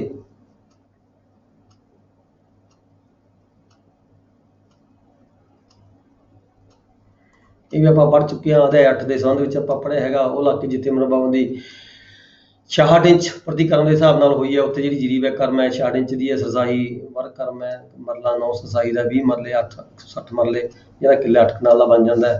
ਤੇ ਨਾਲ ਇਹਦੇ ਮੀਟ੍ਰਿਕ ਸਿਸਟਮ ਬਣਾ ਕੇ ਦਿਖਾਏ ਗਏ ਨੇ 40 ਜਿੱਥੇ ਮਰਬਾਬੰਦੀ ਹੋਈ ਹੈ 57.157 ਇੰਚ ਦੇ ਨਾਲ ਉੱਥੇ ਵਿਸ਼ਵਾਸੀ ਹੈ। ਇੱਕ ਵਾਰ ਕਰਮ ਵੀ ਆਪਾਂ ਉੱਪਰ ਪੜ੍ਹ ਕੇ ਆਏ ਹਾਂ ਜਿਹੜਾ ਖੇਤ ਹੈ 6.25 ਵਿਗੇ ਦਾ ਹੁੰਦਾ ਹੈ। ਠੀਕ ਹੈ, ਉਹ ਇਲਾਕੇ ਜਿੱਥੇ ਮਰਬਾਬੰਦੀ 60 ਇੰਚ ਪ੍ਰਤੀ ਵਾਰ ਕਰਮ ਦੇ ਨਾਲ ਹੋਈ ਹੈ। ਅੰਮ੍ਰਿਤਸਰ, ਗੁਰਦਾਸਪੁਰ, ਫਿਰੋਜ਼ਪੁਰ, ਫਰੀਦਕੋਟ ਦੀਆਂ ਕੁਛ ਰਿਆਸਤਾਂ ਹੈਗੀਆਂ ਨੇ। ਫਰੀਦਕੋਟ ਦੀਆਂ ਕੁਛ ਸ਼ਾਹੀ ਰਿਆਸਤਾਂ ਦੇ ਜਿਹੜੇ ਪਿੰਡ ਨੇ ਕੁਛ ਇਲਾਕੇ ਹੈਗੇ ਉੱਥੇ ਜਿਹੜੀ ਜਰੀਬ ਹੈ ਉਹ 60 ਇੰਚ ਨਾਲ ਵਰਤੀ ਗਈ ਹੈ। ਮਤਲਬ 5 ਫੁੱਟ ਦੀ ਕਰਮ ਦੇ ਹਿਸਾਬ ਨਾਲ ਵਰਤੀ ਗਈ ਹੈ। ਠੀਕ ਹੈ, ਉੱਥੇ ਜਿਹੜਾ ਹੈਗਾ ਉੱਥੇ ਘਮਾਓ 20 ਵਿਸਵੇ 8 ਕਨਾਲ 4000 ਵਰਗ ਗਜ ਤੱਕ ਜਿਹੜਾ ਘਮਾਇਆ ਵਰਤਿਆ ਜਾਂਦਾ ਹੈ। ਉਹ ਇਲਾਕੇ ਜਿੱਥੇ ਜਿਹੜੀ ਜਰੀਬ ਹੈਗੀ 57.5 ਇੰਚ ਦੇ ਨਾਲ ਪੈਮਾਇਸ਼ ਹੋਈ ਹੈ ਉਹ ਕਿਹੜੇ ਇਲਾਕੇ ਸੀਗੇ। ਕੁਛ ਇਲਾਕਾ ਹੁਸ਼ਿਆਰਪੁਰ ਦਾ, ਜਲੰਧਰ ਦਾ, ਅਨੰਦਪੁਰ ਸਾਹਿਬ ਦਾ, ਗੁਰਦਾਸਪੁਰ ਦੇ ਕੁਛ ਪਹਾੜੀ ਇਲਾਕੇ ਨੇ ਉੱਥੇ ਜਿਹੜੀ ਜਰੀਬ ਵਰਤੀ ਜਾਂਦੀ ਸੀ 57.5 ਇੰਚ ਦੀ ਵਰਤੀ ਜਾਂਦੀ ਸੀਗੀ। ਠੀਕ ਹੈ, ਉੱਥੇ ਇੱਕ ਘਮਾਉ ਨੂੰ 8 ਕਨਾਲ ਕਿਹਾ ਜਾਂਦਾ ਹੈ। ਜਿਹੜਾ ਇੱਕ ਘਮਾਉ ਹੁੰਦਾ ਹੈ ਉਹ 3674 ਵਰਗ ਗਜ ਦਾ ਬਣ ਜਾਂਦਾ ਹੈ। ਜਿੱਥੇ ਜਰੀਬ ਵਰਤੀ ਗਈ 99 40 ਇਹ ਪੱਕੇ ਕੁਝ ਪੰਜਾਬ ਦੇ ਪਟਿਆਲੇ ਦੇ ਇਲਾਕੇ ਕੁਝ ਹੈਗੇ ਨੇ, ਕੁਝ ਹੋਰ ਵੀ ਇਲਾਕੇ ਥੋੜੀ ਜਾਣਕਾਰੀ ਲਈ ਹੋਊਗਾ, ਤੁਹਾਨੂੰ ਪਤਾ ਹੋਵੇਗਾ ਕਿਹੜੇ ਇਲਾਕਿਆਂ 'ਚ ਯੂਜ਼ ਕੀਤੀ ਗਈ ਹੈ। ਵੈਸੇ ਇੱਥੇ ਜਿੰਨਾ ਕੁ ਮੈਨੂੰ ਯਾਦ ਹੈਗੇ ਵੀ ਲੁਧਿਆਣਾ, ਪਟਿਆਲਾ ਅਤੇ ਸਾਬਕਾ ਰਿਆਸਤ ਜੀਂਦ ਦੇ ਕੁਝ ਇਲਾਕੇ ਨੇ ਜਿੱਥੇ ਜਿਹੜੀ ਵਰਤੀ ਗਈ 99 ਇੰਚ ਦੀ ਵਰਤੀ ਗਿਆ। ਇੱਕ ਵਿਸ਼ਵਾਸੀ ਇੱਕ ਵਰ ਕਰਮ, ਇੱਕ ਵਿਸਵਾ 20 ਵਿਸ਼ਵਾਸੀਆਂ ਦਾ ਹੁੰਦਾ ਹੈ, ਇੱਕ ਬਿੱਘਾ 20 ਵਿਸਵੇ ਹੋ ਗਿਆ, ਤੇ ਜਿਹੜਾ ਇੱਕ ਬਿੱਘਾ ਹੈਗਾ 3025 ਵਰਗ ਗਜ ਦਾ ਬਣ ਜਾਂਦਾ ਇੱਥੇ। ਜਿਵੇਂ ਕਪੂਰਥਲਾ ਦੀ ਰਿਆਸਤ ਸੀਗੀ, ਕਪੂਰਥਲਾ ਰਿਆਸਤ ਦੇ ਵਿੱਚ ਜਿਹੜੀ ਜਰੀਬ ਹੈ ਉਹ 4.5 ਫੁੱਟ ਦੀ ਜਿਹੜੀ ਕਰਮ ਸੀਗੀ, 4.5 ਫੁੱਟ ਦੀ ਕਰਮ ਦੇ ਹਿਸਾਬ ਨਾਲ 53 ਇੰਚ ਦੀ ਕਰਮ ਦੇ ਹਿਸਾਬ ਨਾਲ ਮਿਣਤੀ ਹੋਈ ਹੈ। ਉੱਥੇ ਜਿਹੜਾ ਘਮਾਓ ਹੈਗਾ ਇੱਕ ਕਨਾਲ ਬਰਾਬਰ 20 ਮਰਲੇ ਬਣਦੇ ਨੇ, ਇੱਕ ਘਮਾਓ 8 ਕਨਾਲ ਦਾ ਬਣ ਜਾਂਦਾ ਹੈ। ਜਿਹੜਾ ਘਮਾਓ ਹੈਗਾ ਉੱਥੇ 3240 ਵਰਗ ਗਜ ਦਾ ਬਣਦਾ ਹੈ। ਇਹ ਹੈਗਾ ਮਰਲਿਆਂ ਤੋਂ ਵਰਗ ਗਜ ਕਿਵੇਂ ਮਨਾਏ ਜਾਂਦੇ ਨੇ, ਠੀਕ ਹੈ, ਸਾਰਣੀ ਦਿੱਤੀ ਗਈ ਹੈ, ਤੁਸੀਂ ਪੜ੍ਹ ਸਕਦੇ ਹੋ। ਇਹ ਕੁਐਸਚਨ 'ਚ ਨਹੀਂ ਆਉਂਦੀ ਇਹ ਜੀ ਕੁਛ ਵੀ ਮਰਲਿਆਂ ਤੋਂ ਵਰਗ ਗਜ ਬਣਾਉਣ ਦਾ ਕੀ ਤਰੀਕਾ ਹੈਗਾ। ਇੱਕ ਜਿਹੜਾ ਮਰਲਾ ਹੁੰਦਾ 30.25 ਵਰਗ ਗਜ ਦਾ ਹੁੰਦਾ ਹੈ, ਠੀਕ ਹੈ। ਇਸ ਤਰੀਕੇ ਜੇ ਮਰਲਿਆਂ ਦੇ ਗਜ ਬਣਾਉਣੇ ਹੁਣ ਅਸੀਂ 30.25 ਦੇ ਗੁਣਾ ਕਰ ਲਾਂਗੇ ਜੇ ਤਾਂ ਮਰਲਿਆਂ ਦੇ ਗਜ ਬਣ ਜਾਂਦੇ ਆ ਜਿੰਨੇ ਮਰਜ਼ੀ ਹੋਣ। ਕਨਾਲ ਤੋਂ ਵਰਗ ਗਜ ਬਣਾਏ ਹੋਣ, ਜਿਹੜੀ ਕਨਾਲ ਹੈ 605 ਵਰਗ ਗਜ ਦੀ ਹੁੰਦੀ ਹੈ, ਠੀਕ ਹੈ। ਅੱਗੇ ਜੇ ਇਹਦੇ ਵਰਗ ਗਜ ਬਣਾਉਣੇ ਹੋਣ ਜਿੰਨੇ ਕਨਾਲਾਂ ਹੋਣੇ ਉਹਨੂੰ 605 ਨਾਲ ਗੁਣਾ ਕਰ ਦਾਂਗੇ ਤਾਂ ਵਰਗ ਗਜ ਬਣ ਜਾਂਦੇ ਆ। ਏਕੜ ਤੋਂ ਵਰਗ ਗਜ ਅਤੇ ਹੈਕਟਰ ਬਣਾਉਣ ਦੀ ਕੀ ਸਾਰਣੀ ਹੈ। ਏਕੜ ਤੋਂ ਵਰਗ ਗਜ ਹੁੰਦੇ 48, ਇੱਕ ਏਕੜ ਹੈਗਾ 4840 ਵਰਗ ਗਜ ਦਾ ਹੁੰਦਾ ਹੈ, ਜਿੰਨੇ ਏਕੜ ਰਕਬਾ ਹੈਗਾ ਉਹਨੇ 4840 ਨਾਲ ਗੁਣਾ ਕਰ ਦੋ, ਵਰਗ ਗਜ ਬਣ ਜਾਣਗੇ। ਜੇਕਰ ਏਕੜ ਦੇ ਹੈਕਟਰ ਬਣਾਉਣੇ ਹੋਣ, ਠੀਕ ਹੈ, ਤਾਂ 0.404685 ਜਿਹੜਾ ਹੈਗਾ ਉਹ ਬਣ ਜਾਂਦੇ ਨੇ ਹੈਕਟਰ। ਇੱਕ ਏਕੜ ਬਰਾਬਰ ਹੈ 0.404686 ਹੈਕਟਰ ਬਣ ਜਾਂਦਾ ਹੈ।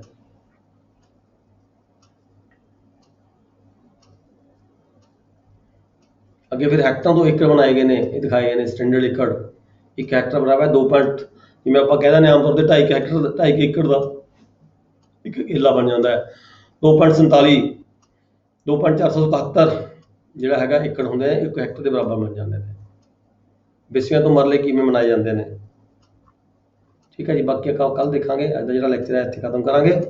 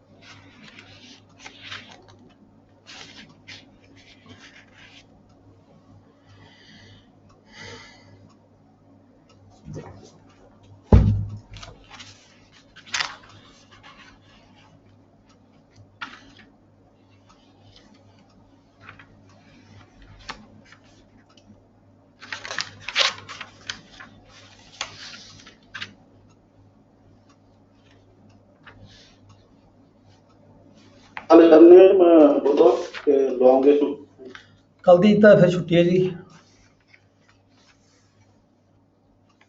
ਕੱਲ ਹੌਲੀਡੇ ਰੱਖੀ ਵੀ ਆਪਾਂ ਨੇ ਕਿਉਂਕਿ ਸੰਡੇ ਆਪਾਂ ਕਲਾਸ ਲੈਂਦੇ ਹੁੰਦੇ ਆ, ਕਰਕੇ ਥੋੜੀ ਰਿਲੈਕਸੇਸ਼ਨ ਵੀ ਚਾਹੀਦੀ ਸਾਰਿਆਂ ਨੂੰ, ਤੁਹਾਨੂੰ, ਠੀਕ ਹੈ ਜੀ। ਹਾਂ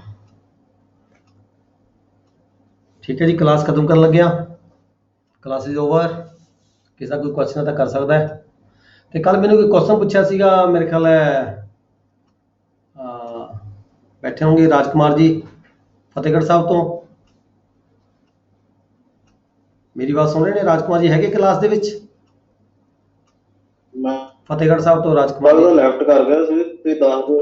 ਓਕੇ ਓਕੇ, ਦੱਸ ਦਿਓ ਸਰ ਕੀ ਉਹਨਾਂ ਨੇ ਪੁੱਛਿਆ ਸੀਗਾ ਵੀ ਕਲੈਕਟਰ ਵੱਲੋਂ ਜਿਹੜੀ ਕੋਈ ਅਮਾਊਂਟ ਹੁੰਦੀ ਹੈ ਕਿਸੇ ਹੋਰ ਡਿਪਾਰਟਮੈਂਟ ਤੋਂ ਆਉਂਦੀ ਹੈ, ਕਲੈਕਟਰ ਵੱਲੋਂ ਕੋਈ ਹੋਰ ਅਮਾਉਂਟ ਆਉਂਦੀ ਹੈ ਉਹਨੂੰ ਲੈਂਡ ਰੈਵਨਿਊ ਨੂੰ ਡਿਕਲੇਅਰ ਕਿਵੇਂ ਕਰਿਆ ਜਾਂਦਾ ਹੈ ਕਲੈਕਟਰ ਵੱਲੋਂ।